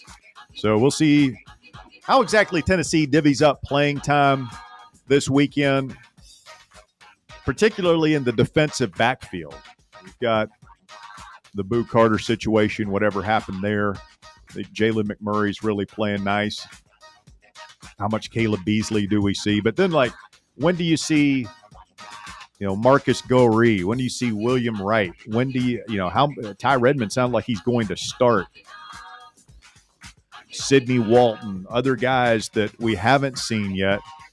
Willie Martinez meeting with the media today. Here is Tennessee's secondary coach discussing who we might see and when. Obviously, we recruit here athletic kids, that can be very multiple, and we've moved around. We've actually practiced guys at different positions, even though you haven't seen them, in games play the position. So we're going to rely on our athleticism and some of the kids that some of the players that have been bouncing from left to right. You know what I mean? Whether it's a young man, young player like Tim Merritt or Dylan Lewis, who they have the skill sets. You know what I mean? So that gives us the opportunity. Trey Boteets, that's how we make it. Obviously we've got some veterans like Will Wright, and who did a really good job this last ball game, and and we kind of shuffle them around. I mean, you got the Jalen McMurray, you've got Boo Carter. I mean, guys that can play a lot of positions. So we'll use that, and we'll just mix it up, and we'll play the best lineup at the time, but we'll be very versatile as far as moving them around. Willie Martinez earlier today over there on campus. Yeah, I mean, Tim Merritt, Dylan Lewis, Trey Poteet, a lot of true freshmen, I would imagine, get a chance to see their first action on Saturday. Yeah, I would assume so. I will be watching comfortably in the confines of my home. Yeah, Bear and I should be over around 3 o'clock, maybe half an hour before kickoff. Bear's bringing chips. This Saturday? Yeah. It's going to be a hell of a drive for me, buddy. I won't be here. Yeah. That's right. You're going to see that cover band or something on the Rose Bowl? Some terrible band. Yeah, about 100 people might show up to see him. Oh, that's exciting for you. I hope you enjoy it. Spandau Ballet. That's more your two-speed. You aren't rockers. Willie Martinez has his work cut out for him. It's going to be a while on Ricky Gibson, it sounds like, and Jermon McCoy as well. Isn't that going to be weird? Like, assuming both of those guys play, that they're just going to pop in probably some point in the middle of the season. Yes. The other thing I was thinking about after this was like, It's like, so how long do we? I know the freshmen. I mean, we may have some temporary growing pains this year, but if you look down the road and these guys stay happy and want to stay here for till they're ready to go to the NFL draft, they're getting a lot of valuable early playing experience. I mean, yeah, well, in this day and age, you just can't count on these guys staying. No, so I mean, you need to get them in there and see what you got. And if they can play, you got to let them play. Because I mean, it's almost like for whoever your salary cap guy is. I know they don't call it that, but there's somebody like, okay, well, this guy's worth X number of dollars. This guy's worth Y. Like, these games are huge to just put a guy out there, and it's like, okay, he's clearly not ready yet, but he's got the speed, the athleticism, and behind the scenes, he's conscientious. Like, he's going to do the work, and we can hold on to this guy, or maybe, this guy isn't what we thought he was. It's really strange. The defensive tackle situation, like Isaiah Campbell was a 5-star. Ethan Utley was a 4-star. We're very glad to sign both of them. And I think they both can be good players here, but Utley's the one playing on Saturday. We don't see Isaiah Campbell. Maybe there's something else going on there. Maybe there's a lingering injury, something like there's any number of things could happen. But when you're not very forthcoming with information, as most college football coaches are, it's up to us to fill the void with speculation. Right. I was just going to say, I still am inclined to believe some of this gravitates towards what we've been talking about. We talked about it yesterday, of not that these first two games don't count. They're all important, but maybe this is more where we're, Josh and the boys are teasing out, some of these players, just seeing what they've got. I'd say the better representation is, will we be seeing those guys come the 13th against Georgia? Your Rocky Top Report is brought to you by Bo Kregner and the Kregner Group. What do? Real estate. The right way. Yeah. Check them out online at boknowshouses.com. You can set up your free consultation there. Be sure to let them know Fan Run Radio sent you. Never been more important to have a trusted real estate advisor in your corner when you go into some of these transactions and potential transactions. You got to know what you're looking at, what the right pricing is. Bo Kregner is that guy. He's been doing it longer than just about anybody. He knows the market better than just about anybody, and he will help you make your real estate dreams a reality. Get it listed, get it sold, move on.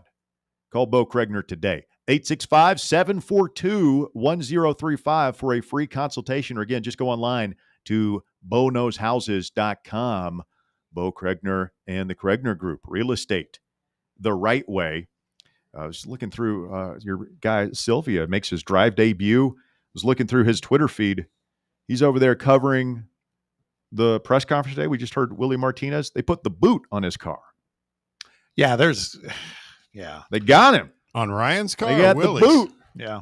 No, Ryan's. I would hope not on Willie Martinez's car. That would be bad. Now those guys have been on a rant. I think they were talking about it during the chase too, because Shumpert was saying all these guys that are on the beat, they all have the same complaint about kind of the traffic cop enforcement stuff that happens on campus. It's they've been jackbooted Nazis going all the way. Yeah. No, I remember doing that job as well for a couple of years, many moons ago, and they didn't have the boot back then. That wasn't a weapon, but I mean, on one of my old cars or somewhere, I've still got like 20 or 30 unpaid tickets. I was going to say, isn't it? It's a byproduct of not paying tickets, though, right? I mean, how did you get your diploma?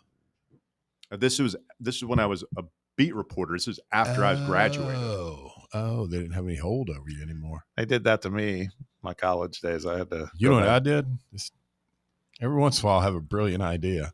You get that first ticket of the semester. You just park wherever you want. Just stick that thing underneath your windshield and go on to class.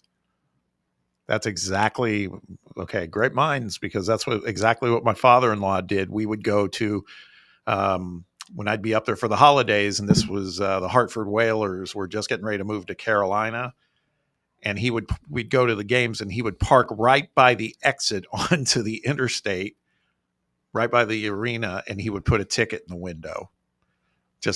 I mean, now post 9/11, your car's liable to get towed and taken apart piece by piece if you pull something like that. I'm just parking the staff lot over there behind the music building. Well, you and my father-in-law, and he likes crab legs too. So you guys should hook up. Maybe it's a Northeastern thing. I think I learned it from my pop. Yeah. You never did that, Russ?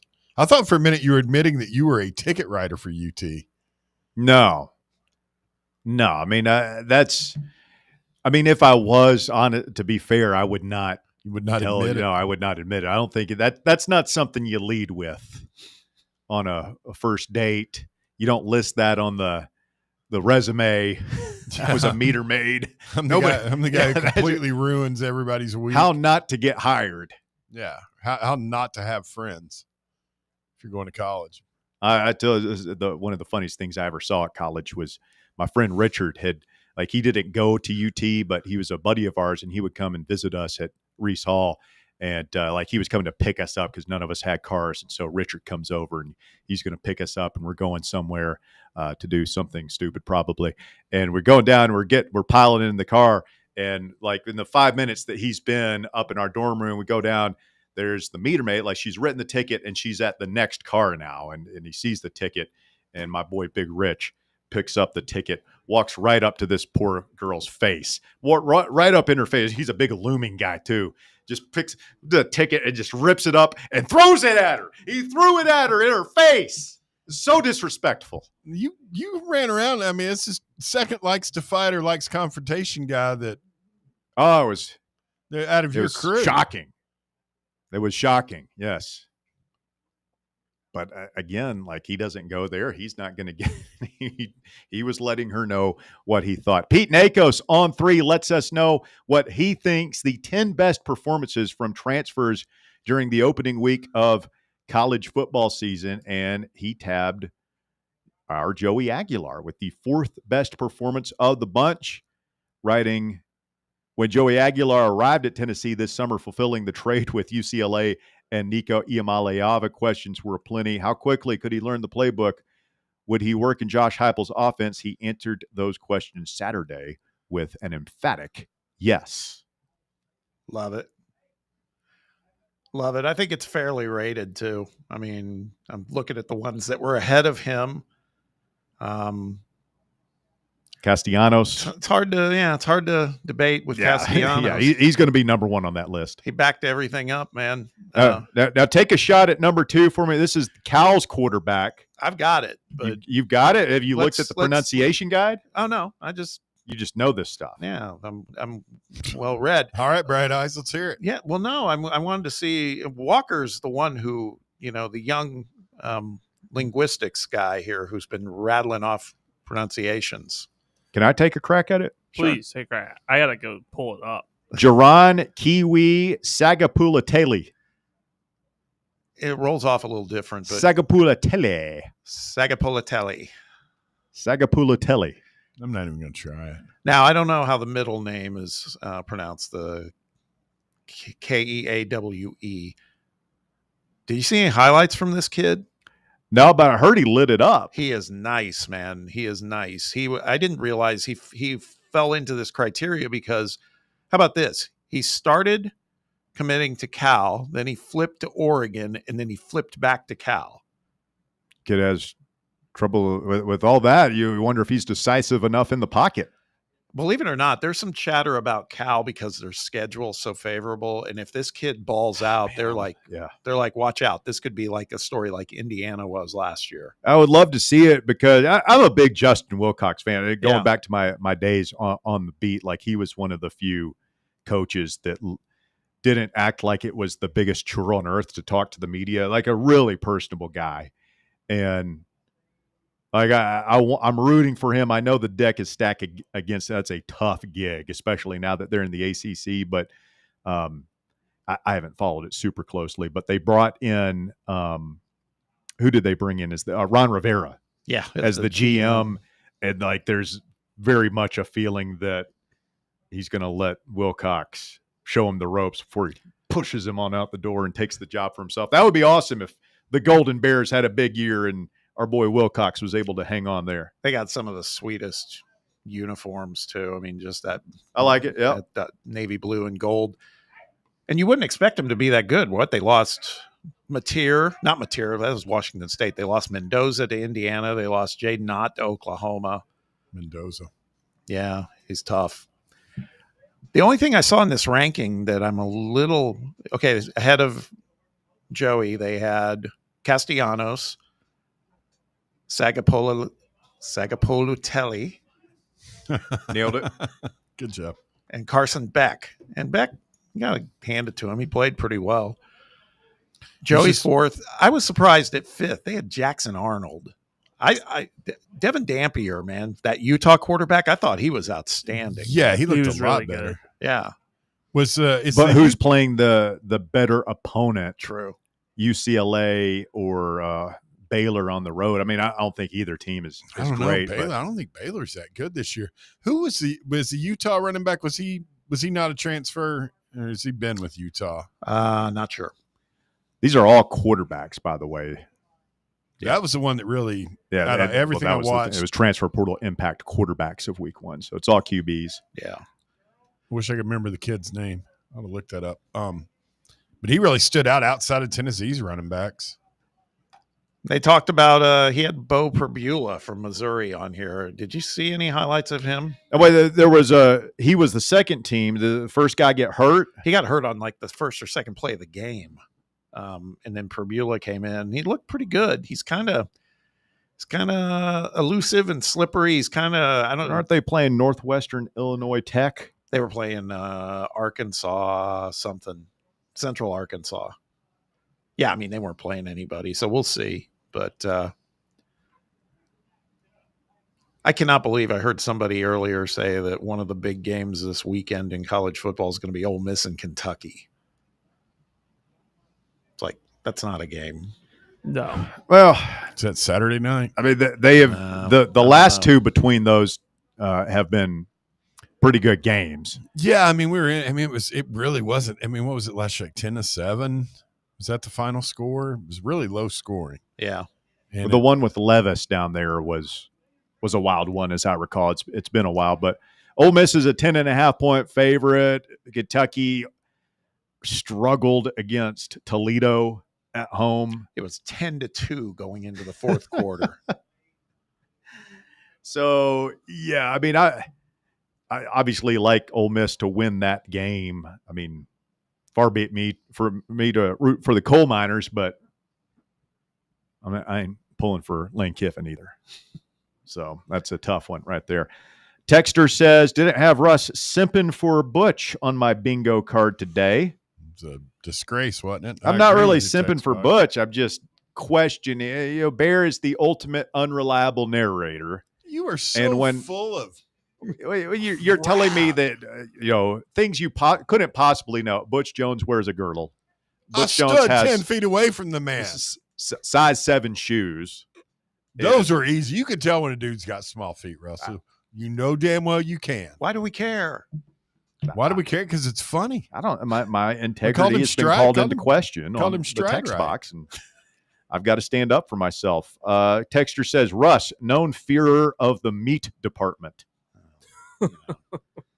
He's not wrong. Apparently. That was a little. What you weren't? I don't go back there. Very man. masculine. If you I don't go back the there. Okay, guilty as charged. I don't go back there. I'm a little more masculine. And Bob goes back there like a damn caveman. He's about that. And he takes it home and gets it cooked for himself. Okay. That's a hell of a deal right Yeah. there. I'm a little more articulate. Go in there. I imagine you are. Texter says, Russ, the pork butt is actually cut from the shoulder. It's half of a picnic. Why is the butt the shoulder? I think I don't know, but the butt should be the butt. Well, the butt of a pig is a ham. Pulled pork is the shoulder, technically, yeah. I didn't feel like arguing with you earlier. By the way, this was in the live chat earlier from Shane. He said he just had the Taco Bell grilled steak burrito. Said it was amazing. Well, vote of confidence. Nothing but class here on the drive. Yeah. Bob will swing by the right. fresh market and pick up a couple of choice fillets and a little Taco Bell on the way home, just in case. So yes, Shane from the text box, and it's like getting a Michelin star for Taco Bell. That's right. That's right. He also said Alice in Chains and STP, hell yeah. So yeah, they liked that conversation earlier. Great alternative rock of the 90s. 865-966-3435. Your phone number. Got a couple open lines right now if you want to jump in, take a shot. 865-966-3435. Your number to call or text the show this afternoon. Quick timeout. Back to wrap up hour number 2 right after this. The Drive. Streaming worldwide at fanrunradio.com and on the free Fan Run app. This is Big Orange Country's sports talk radio superstation. Fan Run Radio, Knoxville.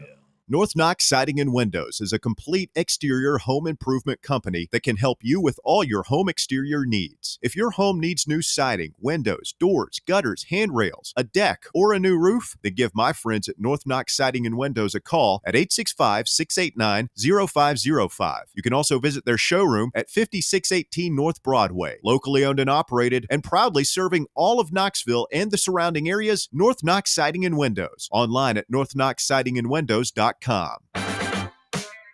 Yeah, it's another day, but what kind of day is it really? A day of doom scrolling? Laundry day? Nah, it's a White Claw day. Light and refreshing tasting, uniquely cold way filtered. There's an iconic flavor for everyone. So grab a pack, grab your friends. Make the most of each day with those who matter most. When you're together with White Claw, every day is a once-in-a-lifetime experience. You just gotta grab it. White Claw. Grab life by the claw. Please drink responsibly. Hard seltzer with flavors. White Claw Seltzer Works, Chicago, Illinois. For over 3 years, Crumble Cookies has served the Knoxville area. From Clinton Highway to Parkside Drive. Even our friends out in Maryville have reached you, our fans, with the best cookies in the game. This fall, Crumble is gearing up for yet another fantastic season. Whether you're tailgating or looking for a pick-me-up after getting the kids from school, Crumble has you covered. Download the Crumble app to check out this week's rewards and features. And stop on by. Tell them Fan Run sent you, but don't miss the cookies. Rickard Ridge Barbecue, located in beautiful Cove Lake State Park. Rickard Ridge is home of the best ribs in the Volunteer State. Smoked daily by Pitmaster Mark Rickard. The barbecue at Rickard Ridge is mouth-watering, fall-off-the-bone delicious. Take the scenic drive up I-75 to exit 134. For directions and to look at the rest of the menu, visit Rickard Ridge online at rickardridgebbq.com. Hello, is Tina there? Who's this? Yeah, this is Vince from the hit reality show Wives Don't Tell. Tina applied for our show to confess that her husband won't go to the doctor to get his erectile dysfunction checked. She said she's ready for a guy that can bring the heat. All right, what the is going on? You know you're talking to her husband right now? Tina! Well, she wrote the application that her man's performance is questionable. She's basically married to a coffee table. She also said, we live within driving distance to Men's Pro Knoxville, but he's too scared to get a blood test. Oh my, she is done. She is so done. Gotcha, Mike. It's Nephew Tommy. Ain't no reality show. It's a prank. Men's Pro Knoxville is the real deal, fellas. Local experts, test results in minutes. Call 865-544-8220 or hit men'spro-knoxville.com before your lady books a new co-star. Men's Pro Knoxville, making it happen. Good afternoon. Still a little bit busy on all the major outbound routes. West Knoxville traffic's gotten heavier with that volume. I-40 over here at 640 on the west side, passing Paper Mill over the top of West Hills, has increased even more in both directions here on I-40. Watch for a little bit of radar north of Knoxville. It was earlier. We also had some showers up through there as well on 7.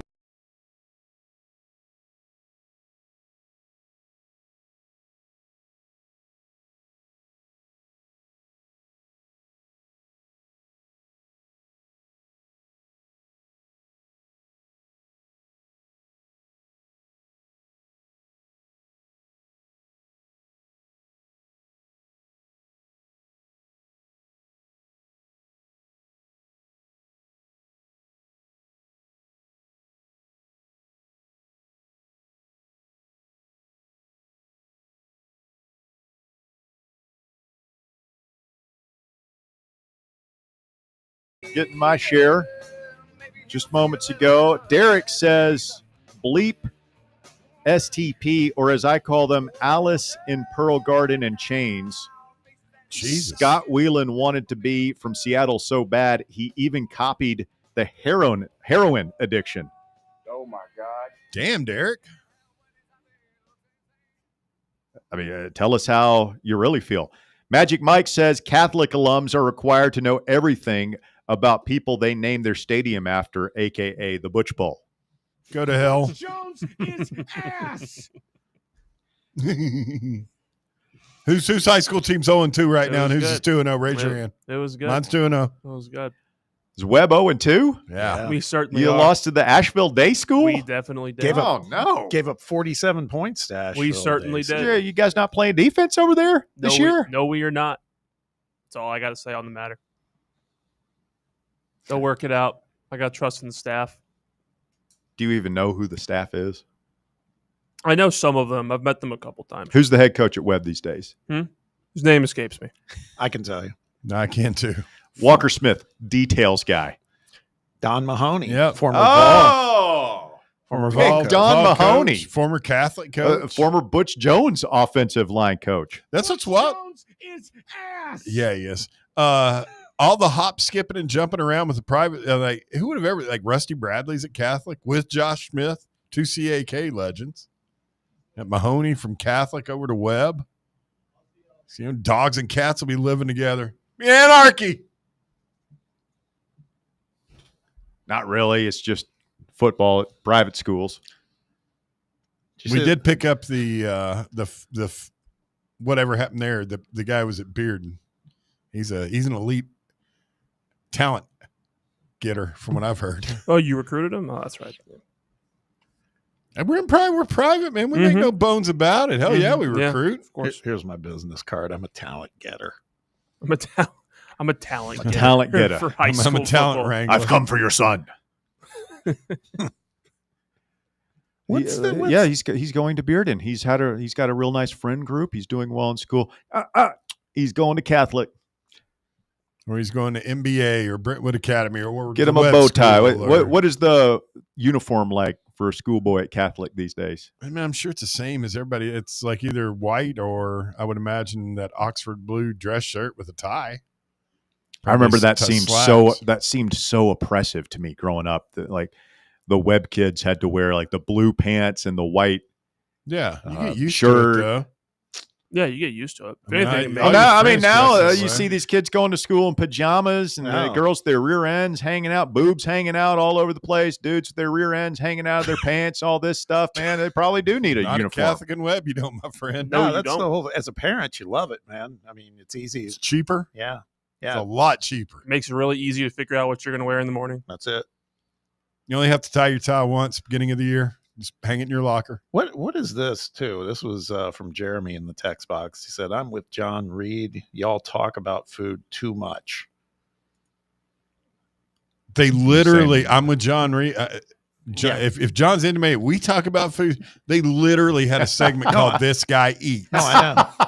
Okay, I know. That's what I'm saying. And I I'm love like, those guys. They're my favorite morning show in town. I was like, that's rich. Well, they say in radio you want to be accessible.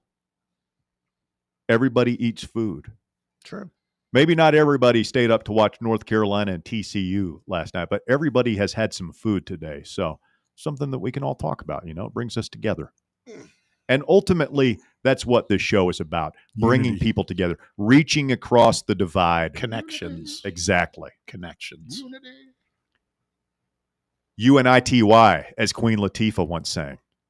That was what Rick James said to Charlie Murphy after he punched him in the forehead. He Yeah. said, Unity. He had the indentation on Yeah. it. It was the full word. It was unity written on his forehead. Geraldo is next. What's up, Geraldo? Sir! Sir. We did it, sir! We did it! What did we do? We won the game! We won the Mega Bowl. Hey, and you know what? Crazier is that you appeared to me in a dream the night before, and you were talking to me in your Richard Ridge barbecue voice. And you said, Geraldo, we're going to win this game tomorrow. And I said, yes, sir. And guess what? We did! Why does that guy sound like the Yukon Cornelius? You think from, that's me? That's Sam Elliott. No. Yukon Cornelius. That's good, too. Don't you worry, Ellie. I still got one good arm to hold you with. Don't you worry. Geraldo, we're going to win this football game. That's what you said, sir, and I believed you, and it came true. So we manifested that win together, and boy, did Joey Aguilar look so good. The Jagular. Rawr, rawr, rawr. Woo! And you know what made it even better? Nico sucked. He's so bad. He's so bad. Man, we made him look good when he was here. It turns out our offense was good for him because we made him look good. And he didn't even look that good when he was with us. Boy, you're really taking this personal with Nico. Are you going to hate watch every game this season? You know it. Oh, my gosh. I mean, he's not even going to make it through the season, sir. You also told that to me in your Rickard Ridge voice. Really? You said, Geraldo, he's not going to make it through the season. He's going to end up getting a fake injury and not finish. Oh, it's not even a real injury. It's just his dad's going to tap out. Yep. Do you think they're even got there the next money? year? Does he play That's what I was getting ready to say. at Do you another think place? do you think he's on the move transfers again? He no, might. he's gone. I also think that he might just, like hang it up. Like just play volleyball. No, his dad won't let him hang it up. It's not when he can family get paid. business, Yeah. man. Move him to somewhere else. Let Madden start at UCLA. Madden's probably a better quarterback than Nico anyway, quite honestly. You guys know who he's Yes. close with, Yes. the family. You realize DJ Ukulele. Remember that kid played at like 4 or 5 different colleges? What did you just call it? It's DJ Ukulele. Okay. DJ Uyunglele, working on his 17th college in 5 seasons. He's in the NFL, believe it or not. I believe he is. Someone gave him a flyer. Yeah. I mean, so was He's their Garantano, yeah. That it, Geraldo? You still there? You done? I love you, sir. I hope you appear in my dreams once again. That's weird. You don't have to make it weird. What a nut. What a nut that guy is. He's a psycho. What in the world? What was it? Those Bob and I both got to meet two lists, Josh and Blake, Friday after the show at Casual Pint. Really nice guys. Good guys. I've noticed there's a question anytime we meet listeners. They near the top is usually is that Geraldo guy? Is he for real like that? Is he that weird? I've been Does it taking really his calls make for for 2 or us? 3 years, and yeah, that's my question too. He's a weird guy. Does he really make Russ uncomfortable? That was an entertaining call, I got to say. I've heard a lot of Geraldo, but that one, I mean, He was feeling good. I was laughing with him. He was dancing on Nico's grave. Yes. Hard. Yes, he's going to watch every one of those games. To be honest, I probably will too. I went back and watched it just to see, watched some clips of it, and just to make sure I was fully convinced at what I said yesterday. And he hasn't developed at all. He's the same exact player. He does the same exact things. Same stuff that was just like driving us nuts by the end of last season. They're playing Penn State. They're playing at Ohio State. USC. I don't think he gets hurt just They because have he's such a Oregon? tough kid. They do not have Oregon. Yeah, they have USC. They got UNLV. That's tough. UNLV this weekend will be tough. Interesting game, actually. Yeah. Dirty Dan Mullen. Speaking of coaches, have you guys seen what Gundy and Landanning are getting into today? Yeah, I have that coming up. You know, a war of words. Wait, no, I actually don't anymore. Go ahead. You don't? No, I took it off for something else. But now we're talking It about better it. be good. I feel like this is I don't know. something Was I he ran- showing his nipples yesterday? Was Gundy? He did lift up his shirt at his He press did. conference. He I'm did not do sure why he did that. I didn't watch the whole thing. But they're doing the whole Gundy's doing the because they play at Oregon this week. They're going to get slaughtered. Yeah, it's going to be bad. And Housen, yeah. Well, and he's laying the ground. He's already saying, "Well, they spent $40 million on their team last year. We spent $7 million on our team the last 3 years. They spent $40 million last year." He's doing that thing. And Landanning's That'll be a like, "You hater. don't know how much we're spending on our team." And they're having a little back and forth now. But Lanning definitely got a nice little passive aggressive jab in. He goes, they played UT Martin. I would assume they had more money than UT Martin did. He was just kind of cooking them about, why are you complaining, man? You just played nobody. How are things going in the parallel universe where Mike Gundy did take the Tennessee job years ago? We'd already fired him, but We've moved on. Hell yeah. Yeah. I was supportive of that move if it would happen, though. That's how bad things were. All of us were, I think. I remember that night vividly, man. Because we had a listener who was in the hotel with him and was like sending us pictures as if that meant anything. Bob, you probably know if this is true. Here's a question I've always had. Is it true that Charlie Strong was going to come here and be the head coach back in the day during one of the searches, but he met Jimmy Cheek and decided he didn't want to be the coach here? Wait a minute. Jimmy Cheek. The booger-eating moron himself. Been a while. Hey, I said golden. No, if you get that reference, you are a true Drive fanatic. He was a neighbor, man, and he would be out walking, and he introduced himself to me, and I knew the whole story, and it was hard to just You didn't want to shake his hand? No, and I was like, hey, man, good to meet you. I flipped him off in traffic on Kingston That's Pike. not nice. I've never heard of the Charlie Strong thing, to be honest with you. So Stay with us. Hour number 3 of the Drive coming up next right here on Fan Run Radio.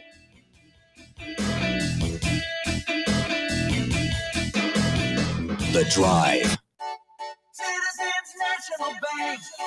Are you getting penalized because you can't make it to your bank on time? No need for unnecessary roughness. It's time for a new game plan. Easily manage your accounts with Citizens National Bank's mobile banking app.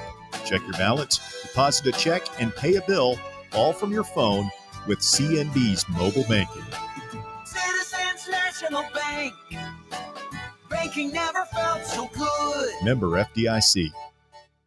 Blackford Veterinary Surgery Referral specializes in surgeries not regularly performed by your pet's general veterinarian. They're currently accepting referrals from vets all across the country. With their newly renovated state-of-the-art surgery center and highly trained staff, clients can rely on professional and thorough care. If your vet says that your pet needs surgery or rehab, ask for a referral to Blackford Vet and let them get your best friend back on its feet. Located conveniently in West Knoxville. For more information, visit blackfordvetsurgery.com. This football season got you stressed out? If you're grinding your teeth or biting your fingernails, you could be doing serious damage to your smile. Luckily for you, Dr. Stephen Malone and Dr. Michael Costa at Knoxville Smiles can help fix your teeth so that your smile shines bright no matter how your team's doing. So set up your free no-risk consultation today at KnoxvilleSmiles.com. That's KnoxvilleSmiles.com. Creating beautiful smiles, one relationship at a time. Hey Knoxville! Surfside iced tea and vodka, made with real brewed tea, is only 100 calories, 2 grams of sugar, with no bubbles and no troubles. That's right, zero carbonation, so it's easy to sip and enjoy. Headed to a game day or party at a friend's house? Bring an iced tea or lemonade variety pack from Surfside, or try their green tea and new raspberry tea vodka.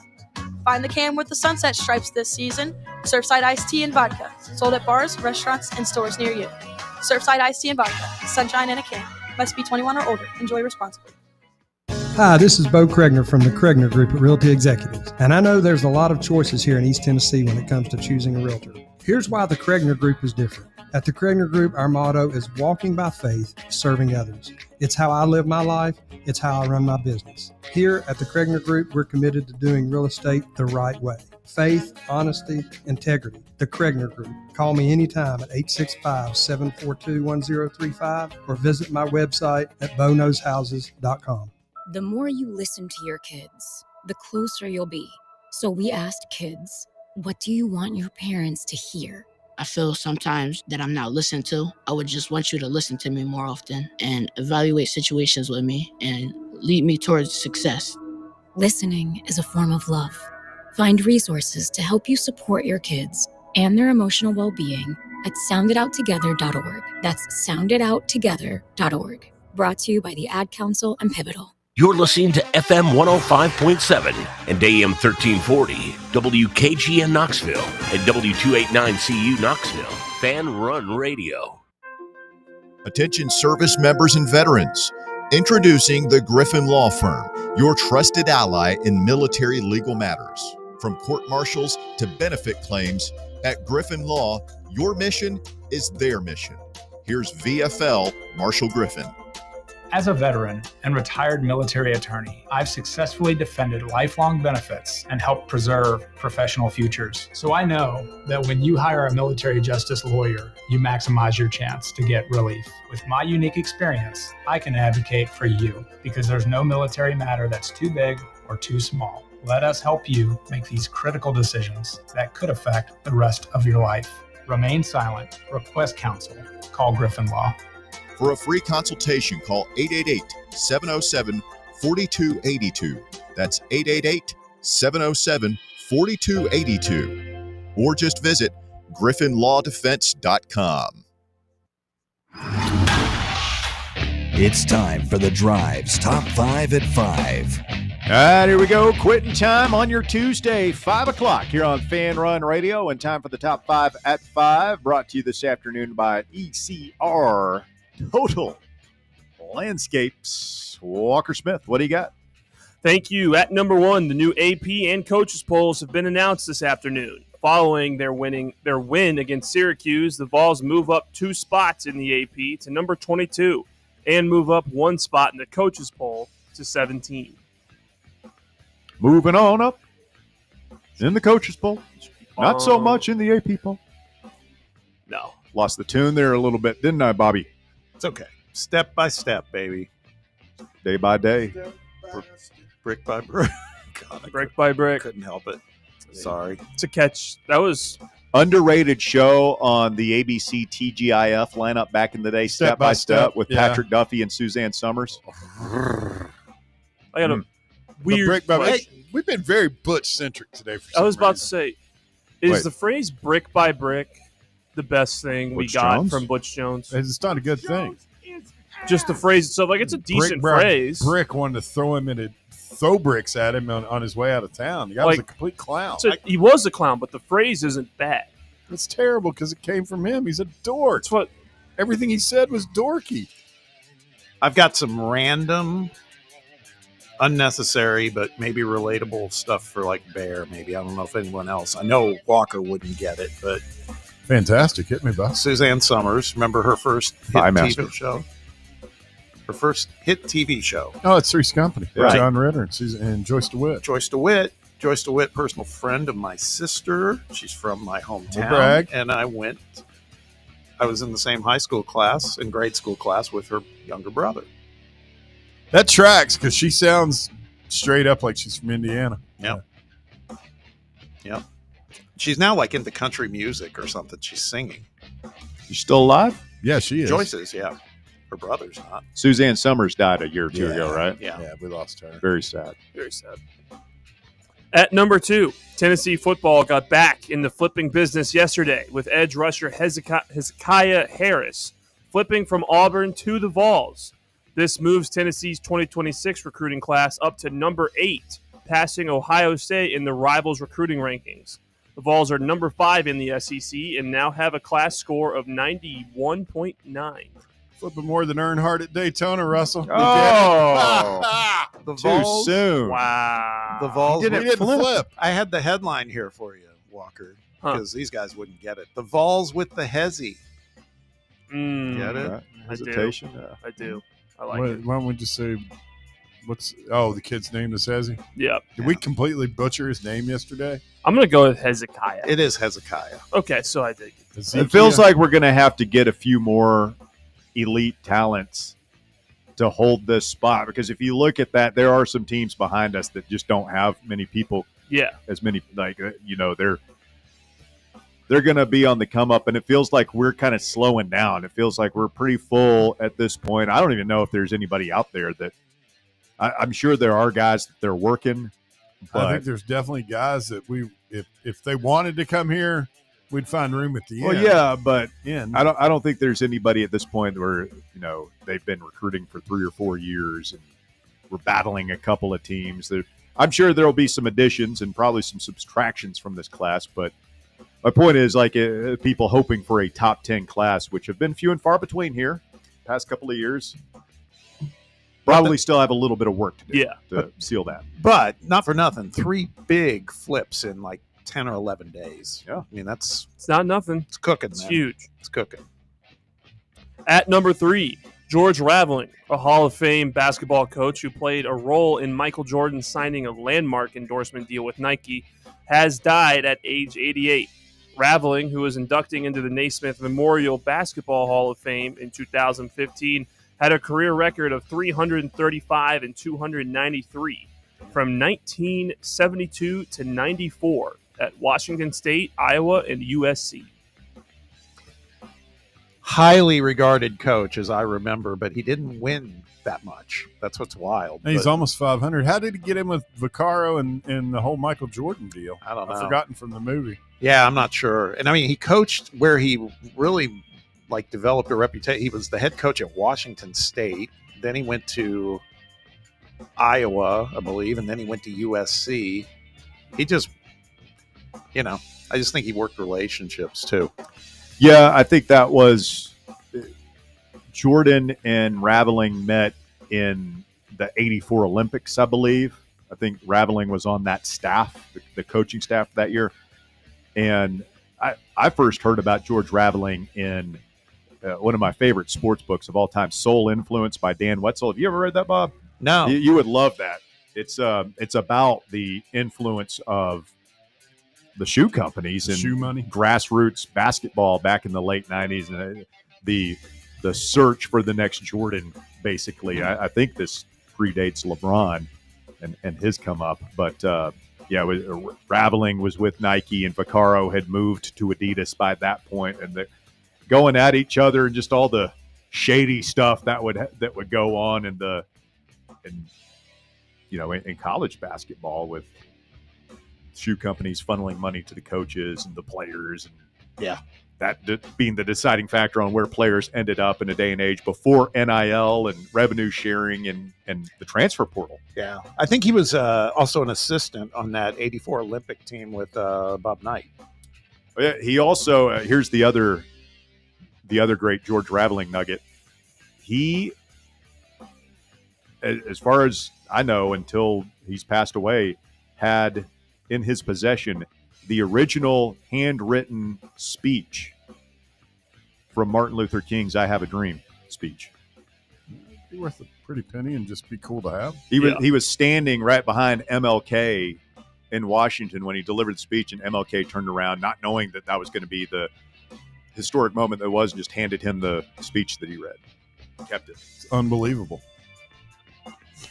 And at number 4, a little bit of breaking news here at number 4. If we could go to the desk real quick. A little bit Tennessee related and could impact us. Definitely impact for us. A little bit.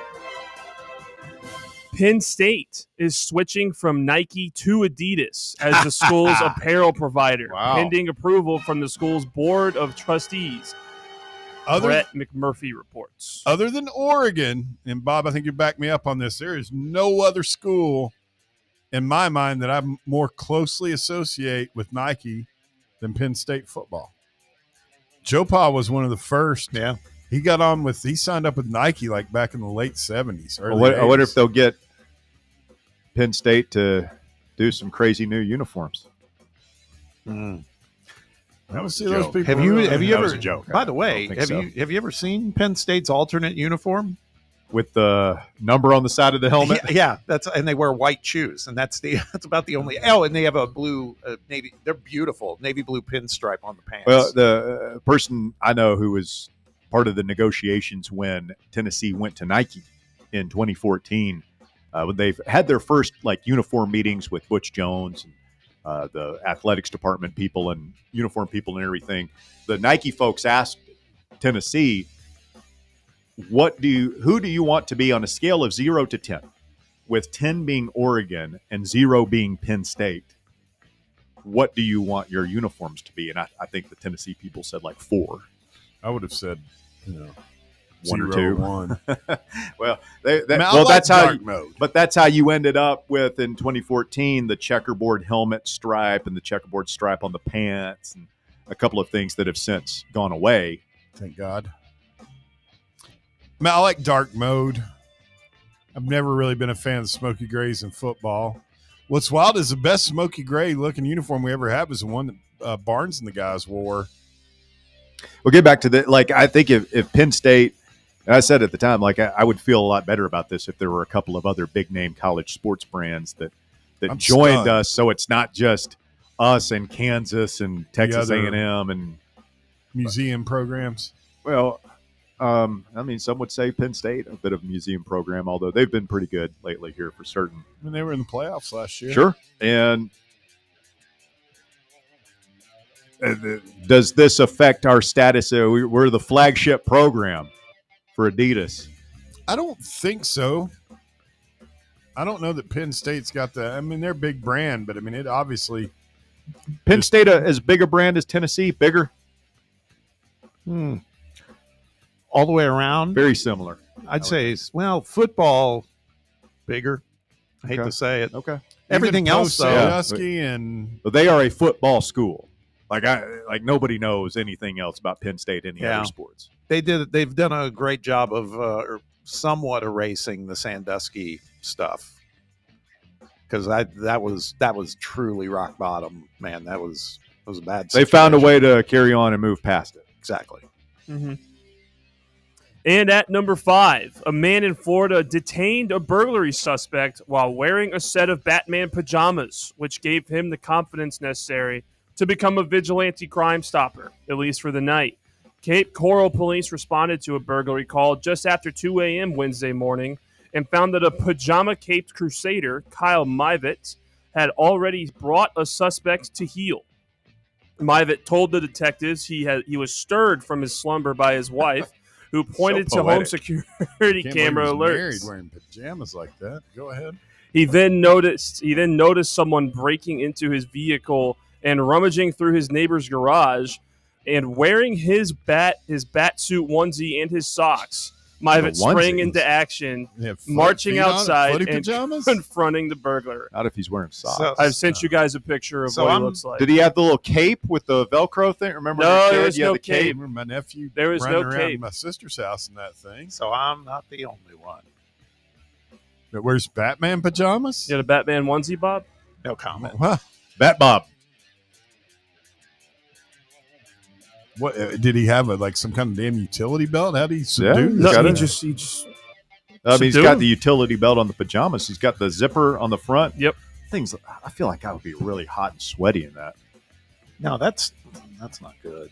And it's not even really true Batman. I mean, that belt looks like it's drawn on. I've been going no pants sleeping lately. Really? Yeah, I was always a big pajama bottom guy, like the bottoms and then a t-shirt, and just something about I've been getting too hot lately, so I just kicked that out, just underwear and a t-shirt.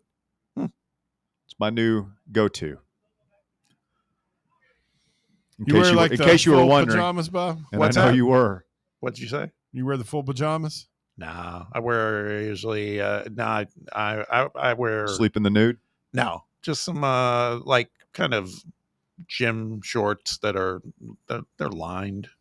Lined gym shorts? Yeah, so they got like a brief in them, but Like no the shirt. Man. like a underwear's bathing built into your that sounds like a bathing suit.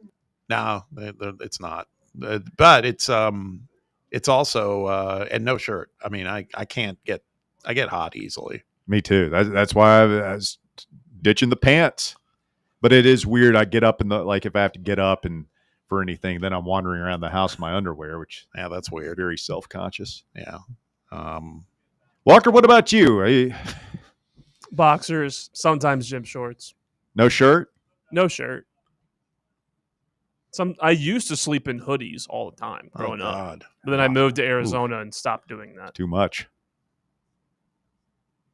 And no socks, by the way. Yeah, who sleeps in socks? You're a freak if you sleep in socks. Psychopaths sleep in socks. That's weird. That is People weird. need to be put in mental institutions. Yeah. If you're not a female, if you're a dude wearing socks, I wear socks during the day and my feet need to breathe for a few hours. Yeah. Yeah, I can't. Plus, I'm like John McClane, Bruce Willis in Die Hard. I love coming home after a hard day's of rocking and like you digging your feet into the take your shoes up, take your feet off into the carpet. Your feet off. Take your feet off. Your prosthetic limbs, set them aside. Take your socks off and. Your sweaty feet, just rub them into the carpet. Oh man, that's so good. I've got hardwood, but I do that's that. a top 10 when you feeling, get to the man. hotel. You get that air conditioner set at 58. Yeah, but they usually don't have a fuzzy rug. Is that hard carpet that everybody's been walking on? You don't know. It doesn't get much more satisfying though than at least as I've gotten older to be able to get home, you're done for the night, get out of the street clothes into whatever you're going to be wearing to bed. Oh, it's the best. I love it. I'm getting, as soon as I get home tonight, I got a couple things to do here at the station afterwards. Go home, put on the old sweatpants. Yep. Nice comfy t-shirt. Man, why can't there be football on tonight? 5 glorious nights of college football in a row have come to an end. When's the action start back up? I was going to say that might be next. I was just going to say the same. I think that might be next week, man. Thursday night football this week. Only a couple days, guys. Just 2 days. It's good. I got real scripted TV to catch up on tonight. I'm way into, by the way, is anybody watching? I was talking about this last week. Alien Earth on FX. I've heard it's good. I want to. Is it good? Oh God. Is it dark? I'm afraid. Yes. Is it scary? Yes. I'm afraid to trust an alien TV show because that could so easily be messed up. But I hear it's really good. No, this guy Noah Hawley, who did all the Fargo adaptations, he made it a point to pay tribute to the first and second Alien movies. So it is on point. They have the engineers in there. They have anybody? Geraldo in the text Game box over, is- man. Game over. Now Paxton, well, he's dead in real life, but you could, quote him. Spoiler alert, Bob. Spoiler alert. Guy's been dead for like 10 years. Yes, it is true.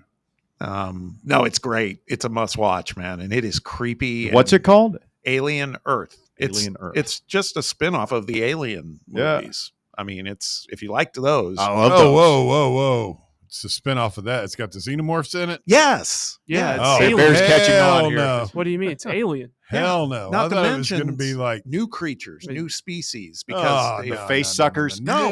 Xenomorphs are there, but then there's more. Is my point. Oh, did you see the last movie, the Alien movie that came out? Which one was that? The one it came out last year. I forget. It was Alien. My daughter Romulus. saw it. Said it was really Romulus. good. I haven't seen it. Romulus was really good. They had a freaky, I was still scared the freaky absolute xenomorph. piss out of you guys. Yeah.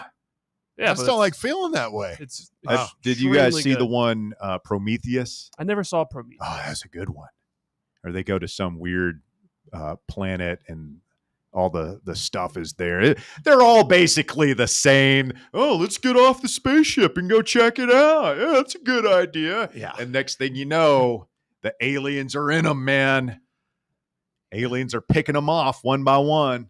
And the whole thing is really there's starting to be an undertone. I guess these all have been this way. It was about corporate greed. They were trying to create these fighting machines. I don't need a stupid message in my alien movies. But that's what's driving it, and that's why it's the greed that makes the It's about stupidity. capitalism and the evils of the system, man. And they get theirs. That's the point. I just want to see some aliens killing guys. Well, you will in this. It's worth watching. There's always like one guy with a bandana around his head, and he's like, listening to CCR or something. He's like, yeah, man, if you got to go, you got to go. It's your time. That dude always dies like in the first half hour. 5 minutes. One last thing.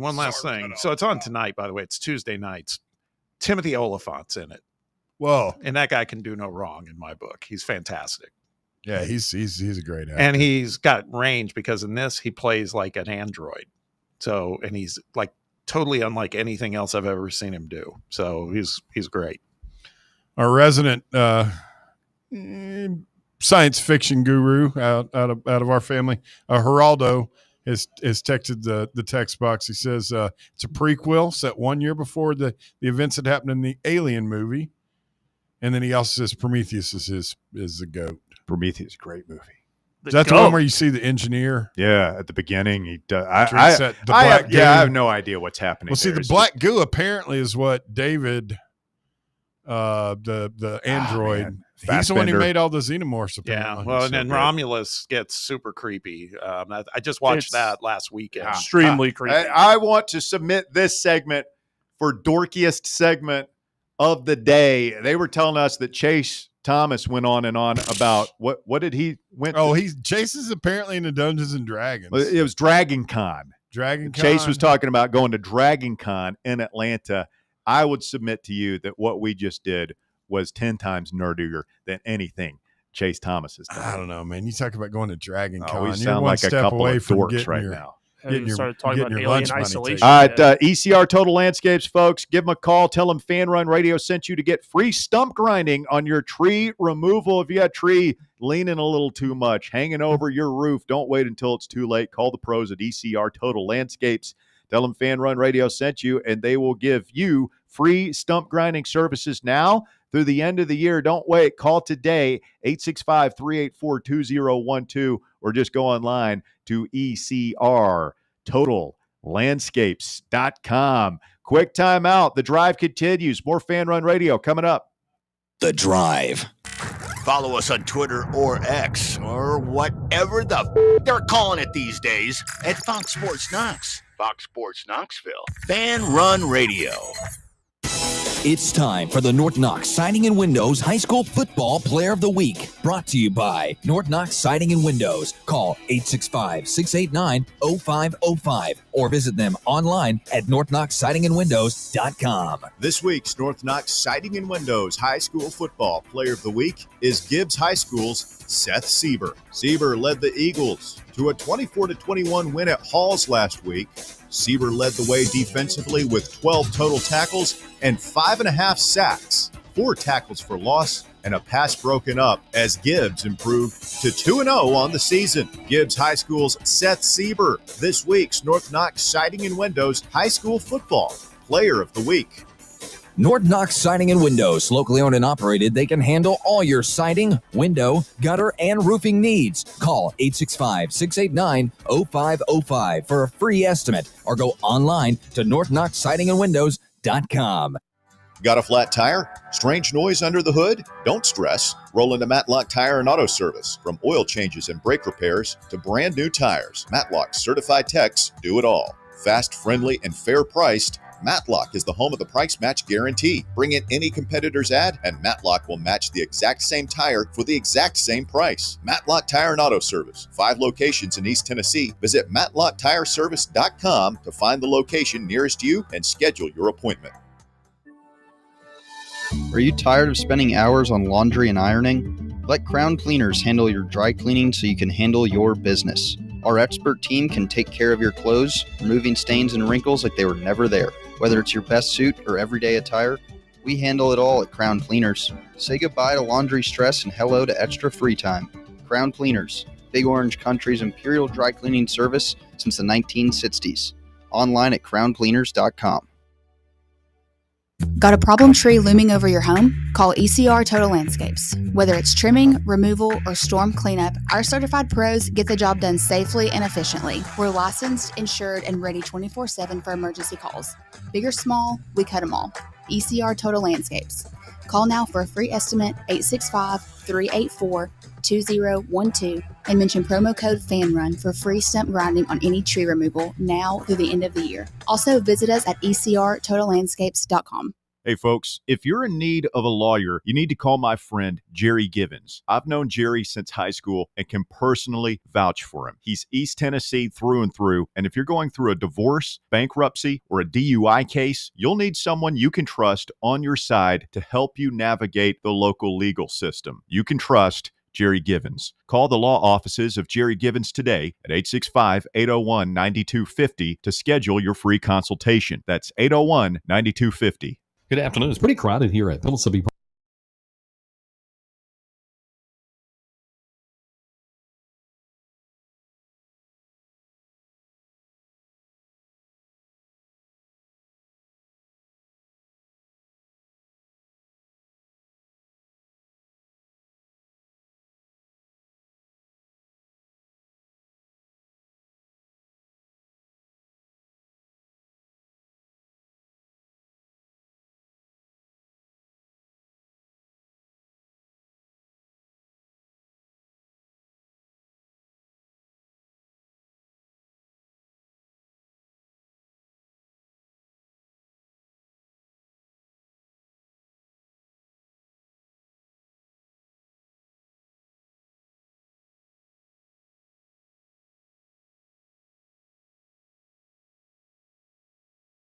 Yeah, I remember it. I think he ended up at either Oregon or SC, one of the West Coast schools, I thought. What was his like? What's Warren G's real? Was it Burrell? Well, there was Warren Burrell that we had. Was that Warren G? I don't think so.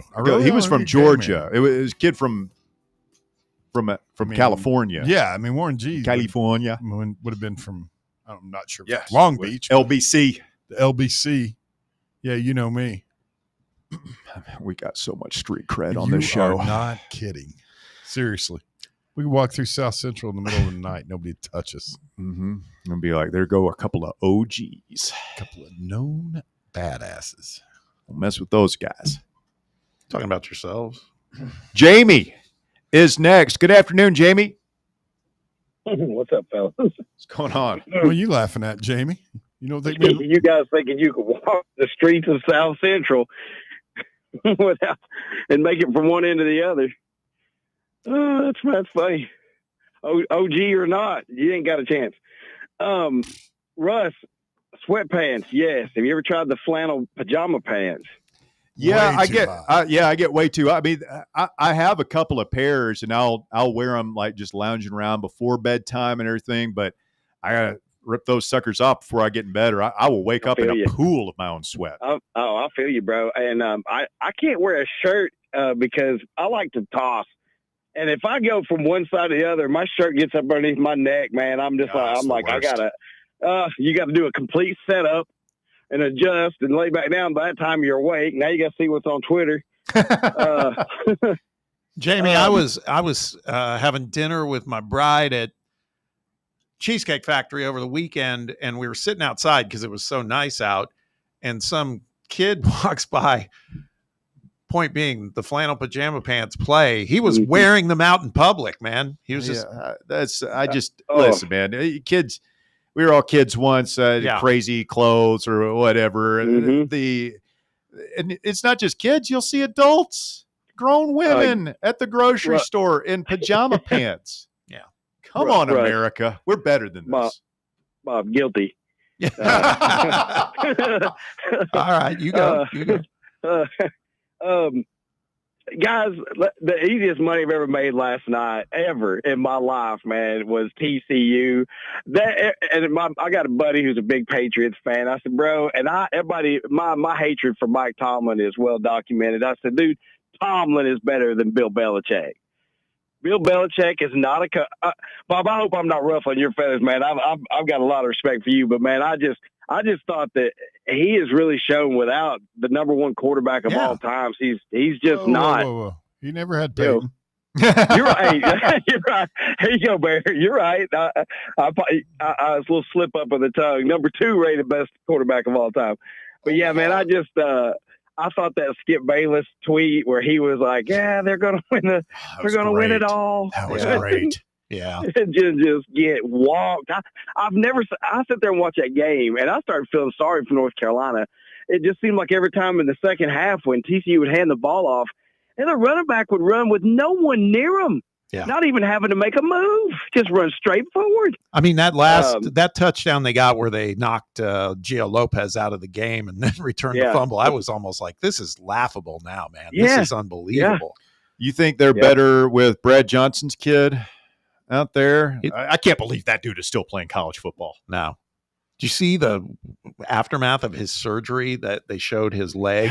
Like he had stitches that ran like the length of like his leg almost on the outside of his leg. It wasn't as bad as Alex Smith. Yeah. But it was. I don't know. Who was the he played here at UT and then he played in the CFL. Was it Hefney? Jonathan Hefney? Oh, you man, remember that was picture? awful. Oh. And they basically had to.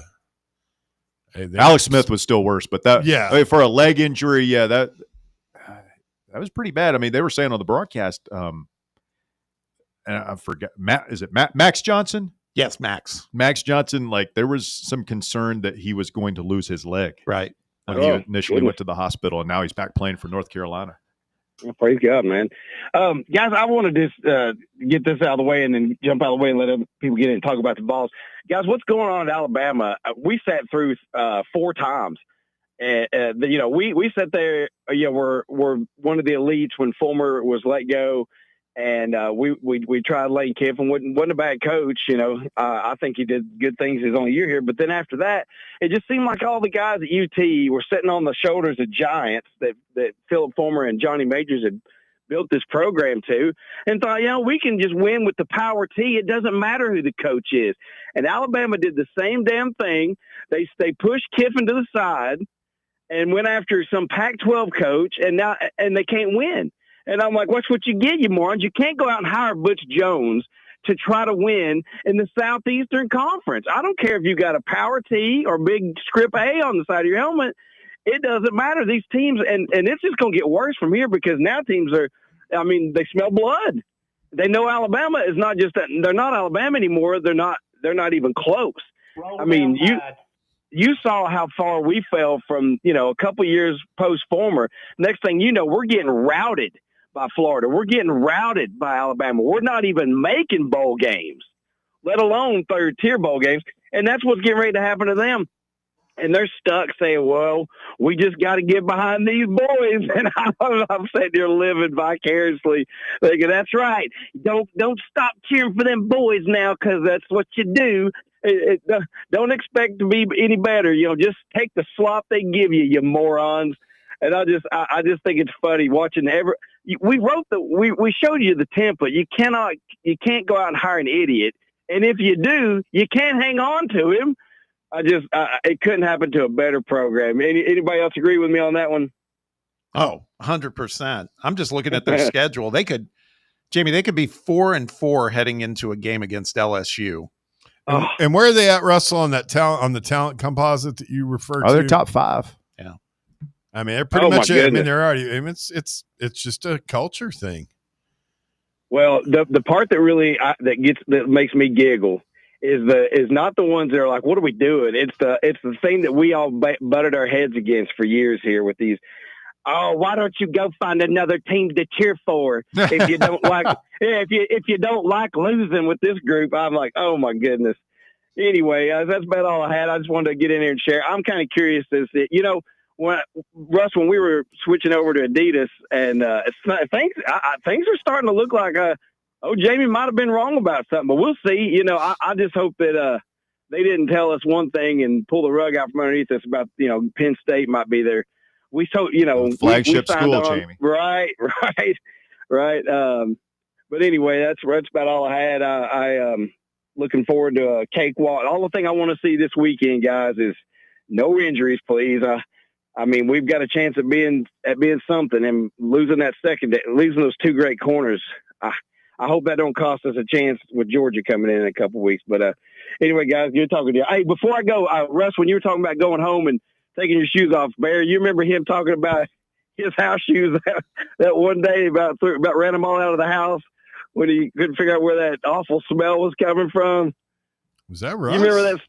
That was Russ. Dude, what? You told that story on air, how you went downstairs and you were like, what is that smell? And you figured out it was your house shoes. I do remember. That was a while ago. Wow.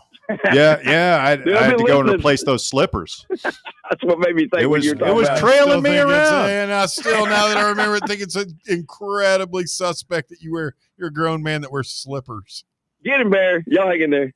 Slippers? I wear slippers. You're going off on slippers? Yeah, a little bit. But back to the Alabama thing, slippers. they have dropped a long way from. Have y'all ever seen the video, the interview with Derrick Henry? He's telling the story about how they had an intra-squad fight on the bus on the way to the national championship game. I mean, it's Saban kept them worked up into a near bloodthirsty frenzy at all times. And they just didn't look like they cared at times the other day. When are you having CG on again? Because he's got the relationship with DeBoer too. Yeah, he does. Probably next week. I mean, they go back a ways. I wonder if DeBoer isn't on that, like Greg Schiano, who's the guy at UCF, Scott Frost, where he ends up back at Fresno. Yeah. Sure, Washington would take him back. He should have never left But Washington. It's so weird, man. Like, it's not like the guy can't coach. That's right. He takes Washington to the national title game. It's not a fluke. It's not just Penix either. Like, you had to have a roster that could play. Right. Play for you. I guess the SEC is a different animal. And Alabama's, I mean, it's the worst of them all. Well, and I just wonder if there's a vibe with Alabama players too, where they're like, man, we're fine.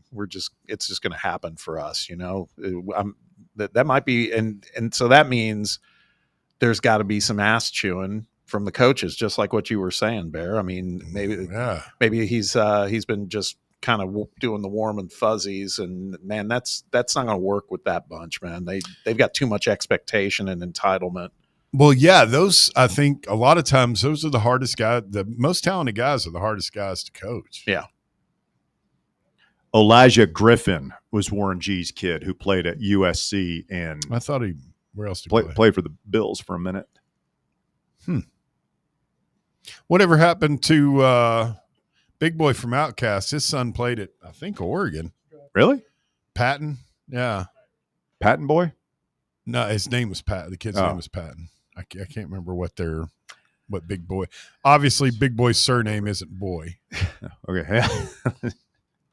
So, by the way, Bet Online has odds out already. I'm looking at this, for Alabama's next head coach. Yes.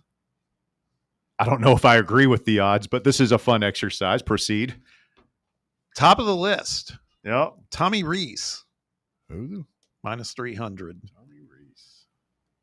He's apparently, they were talking about him last night for some reason. Where's he at now? I want to say he's in the NFL. Yeah, he's with Cleveland. I think he's the. I saw one of those. Hire. Please do it. I saw one of those articles where them not firing him just getting tired of the. He's got a $70+ million buyout. Yeah, and if he could get a job, he'd go to the NFL, do what he does. Yeah. Second best odds, Glenn Schumann, who's at Georgia.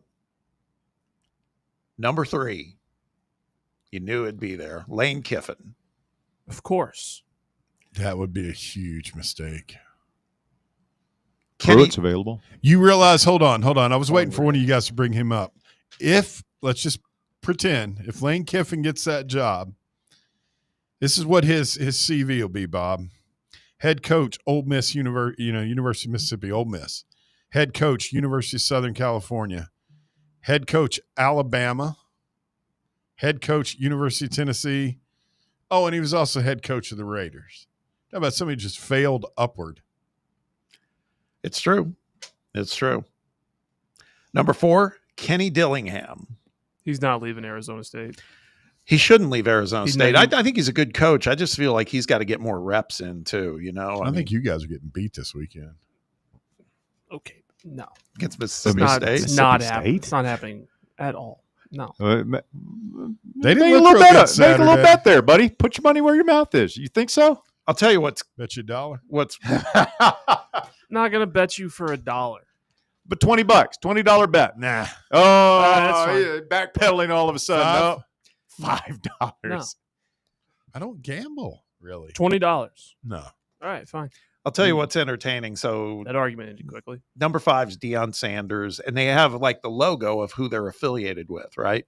You move your way down the list. Number 7 is Jimbo Fisher, and his logo is Sirius XM.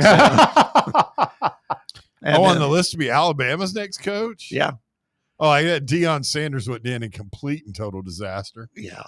And then number 9, he made it into the top 10, John Gruden. Wait a minute. Gruden. Yeah. I love Tennessee. I Well, got a lot of orange blood in my body. That would absolutely destroy the Big Orange Grudenites. Yeah. That would crush Russell. I don't know if I could handle That would crush Russell. his Grudness leading the damn Crimson Grudy, Tide Grudy, out of that Grudy. tunnel. I love Alabama. I got a lot of crimson blood in my body. Pretty good Gruden, huh? Spider 2 It's not Y bad. banana. Spider 2 Y banana. That's pretty good, Walker. I also see the odds on the first coach to get fired this season. Brent Pry is the leader now at 5-1. Deshaun Foster went from 25-1 last week to 8-1 this week. 8-1. Is Botch on there anywhere? How's Botch doing? I've not. Do we have Botch Watch? He's got an all-time losing record at Arkansas. They won a bowl game. We're both champions. Yeah. That's nice 7-6 record. That is. Do you a guys Super Bowl. still follow him on Twitter? No. I don't follow Butch on Twitter.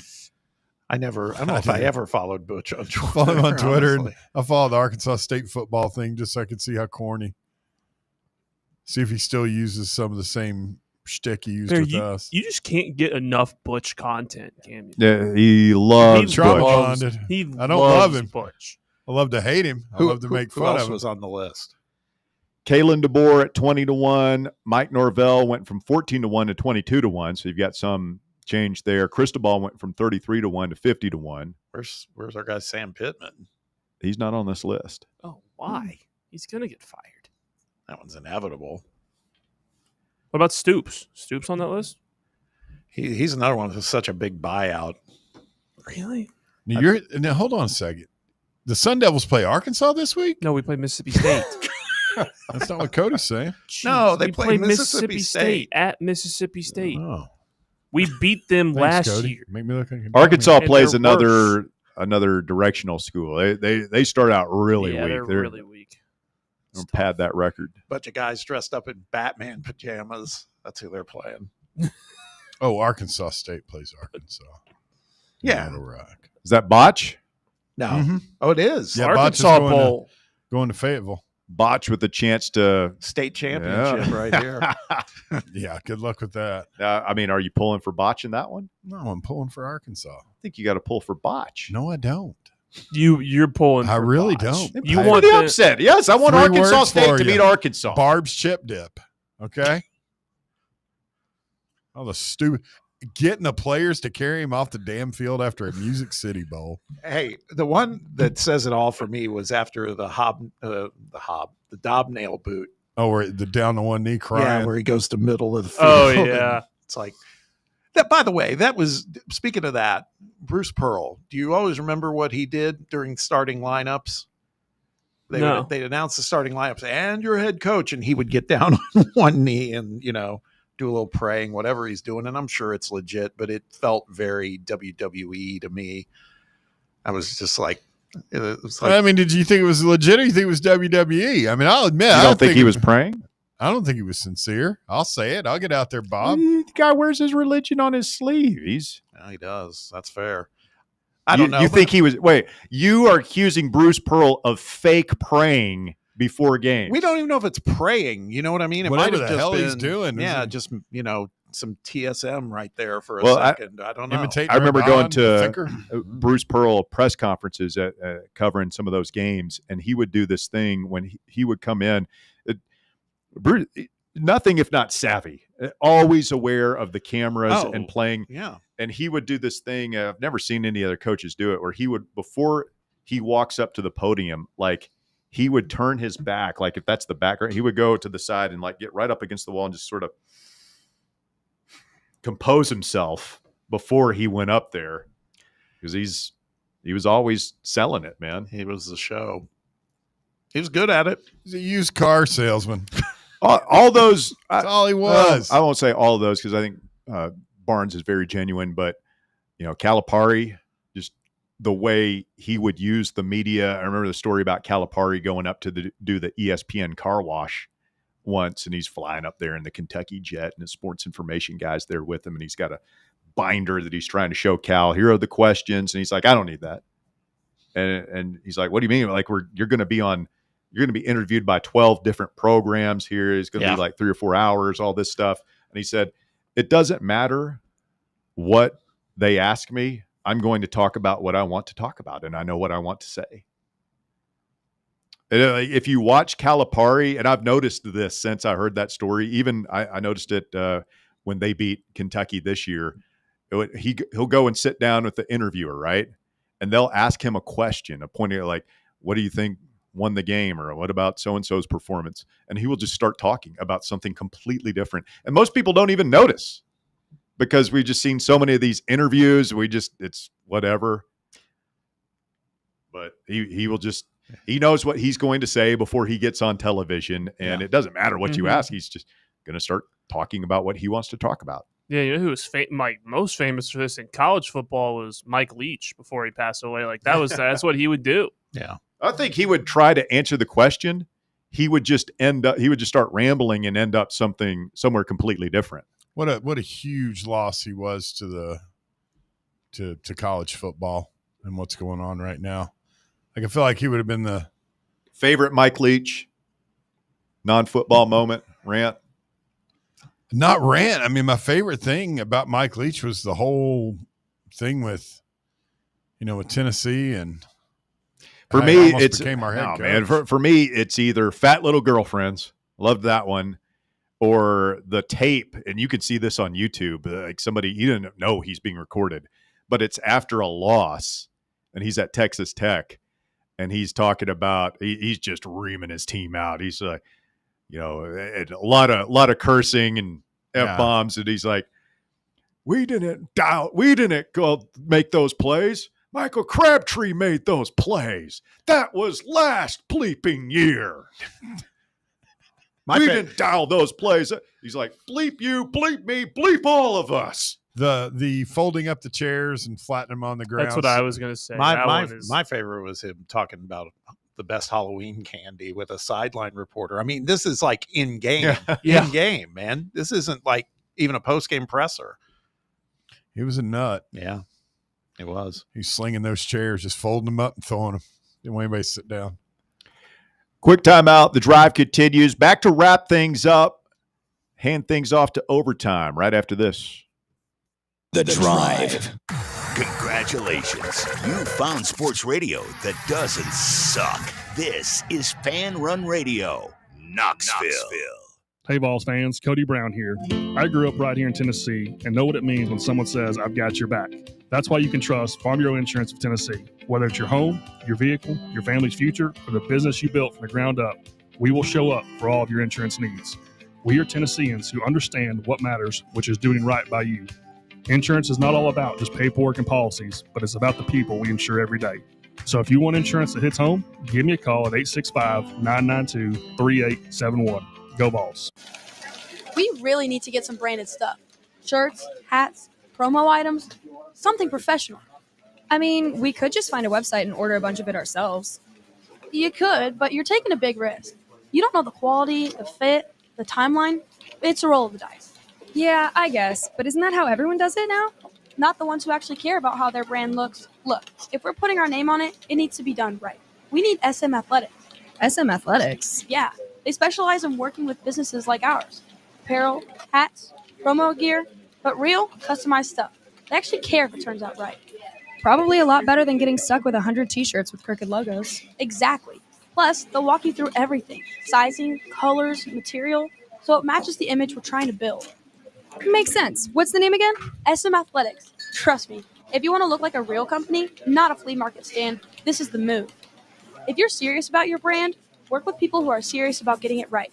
SM Athletics. Vol fans, reimagine your home at Broadway Carpets and Flooring for any remodeling or building needs. With a variety of carpets, rugs, hardwood, vinyl, and stone, Broadway has all the flooring and installation options you're looking for, including pet-resistant products like Pet Perfect Carpet from Shaw Floors. Visit their showroom in downtown Knoxville or the location in West Knoxville located on Kingston Pike near Pellissippi Parkway today. Ready to launch your career? Axle Logistics is a leading third-party logistics company where excellence is an energy.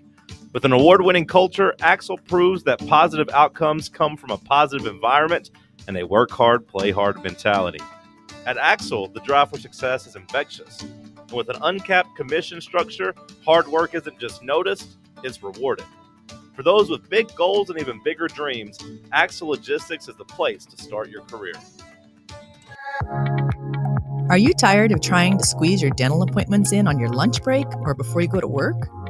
Here at Knoxville Smiles, we're all about making going to the dentist easier. That's why we're now open until 7 p.m. on Tuesdays and Thursdays.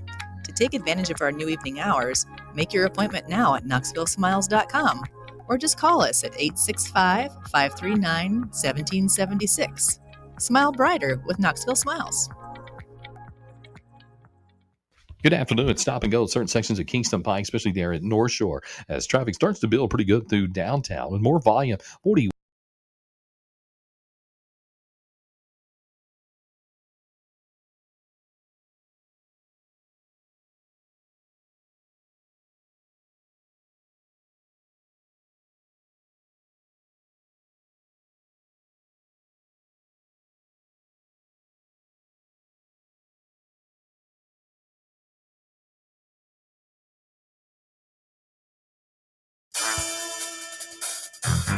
Vanderbilt quarterback Diego Pavia's family had a little too much celebration happening after Vandy's season opening win over the weekend after his brothers were arrested.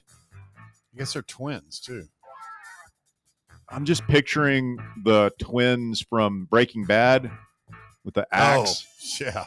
Pavia brothers. Yeah. According to arrest affidavits from the Vanderbilt University Police Department, officers were called around 9:20 p.m. about a belligerent man annoying fans around him and throwing food on others at the game. The responding officers located 25-year-old Javier Pavia and reported him to be, quote, intoxicated, staggering with an odor of alcoholic beverage on his breath. We drank beer. I liked beer. Smash. Still like beer. Affidavit said officers asked him to leave the stadium for being a nuisance, but he refused. When they approached him, he began resisting arrest and continued until he was put in a patrol vehicle. As he was being placed under his arrest, his 26-year-old brother, Roel Pavia, saw what was happening and confronted the officers, and he got a trip to the jail as well. They say it's good to do things together as family. Brothers.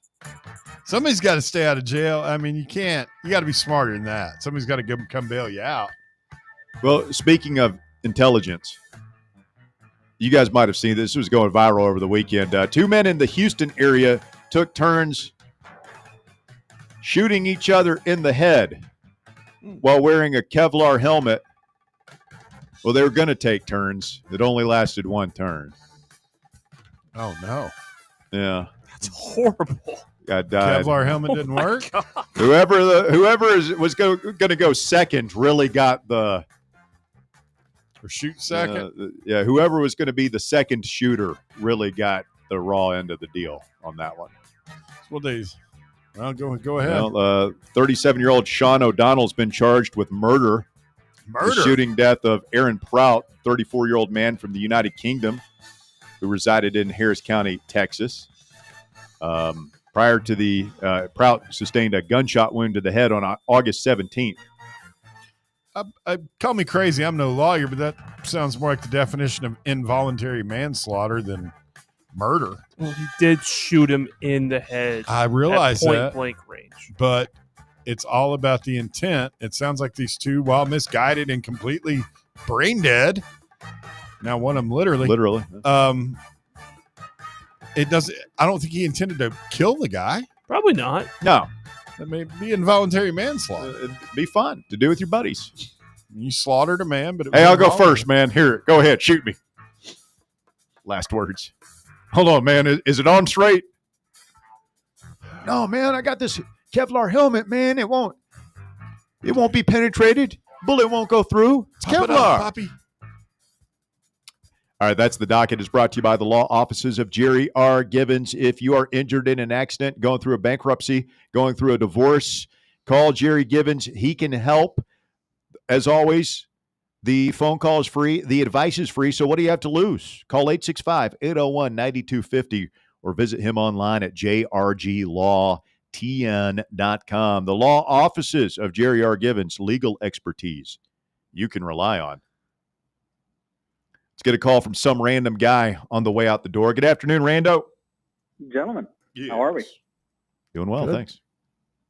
So, don't trust the Kevlar helmet, I guess, is the lesson to be learned here. Don't shoot your friends in the head, also is a lesson to learn here. Don't let yourself be shot by someone willingly in the head.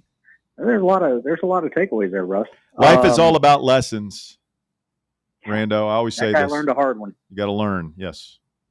The Pavia brothers, I saw the police report, are not twins. They're like 11 months apart. One was born in January and one was born in November. So do with that info. I know she had 3 kids, all her own, within like 18 months and somehow. Yeah. It was pretty quick. So looking at the state of the SEC and what's going on, I've seen the list Bob was talking about. Really, there are not very many names on that list if Bama were to get them that would really give me pause, because I think their culture is damaged at this point, where they're getting ready to do what they did when they had Francione and Shula and DeBose and on and on and on and on. They're getting ready to cycle through that the same way that we did. I firmly believe that they're going to. I think Kalen DeBoer is back next year, no matter what happens, because unless they're putting the naming rights up to Mercedes or BMW, whichever one has a plant down there in Tuscaloosa, there ain't $70 million in that state to scrape up to buy that guy out of town right now. I don't see it. I don't see them ponying up $70 million and then turning around and having to pay John Gruden or Lane Kiffin $15 million. So on the way out, last point, we can get fired. Pittman, Stoops, DeBoer, possibly Clark Lee. Let's go. Let's run the table. Josh Heupel, the angel of death. All right, thanks, Bob. Thank you, Bear. Thank you, Walker. Overtime headed your way next. We'll do it again tomorrow here on Fan Run Radio.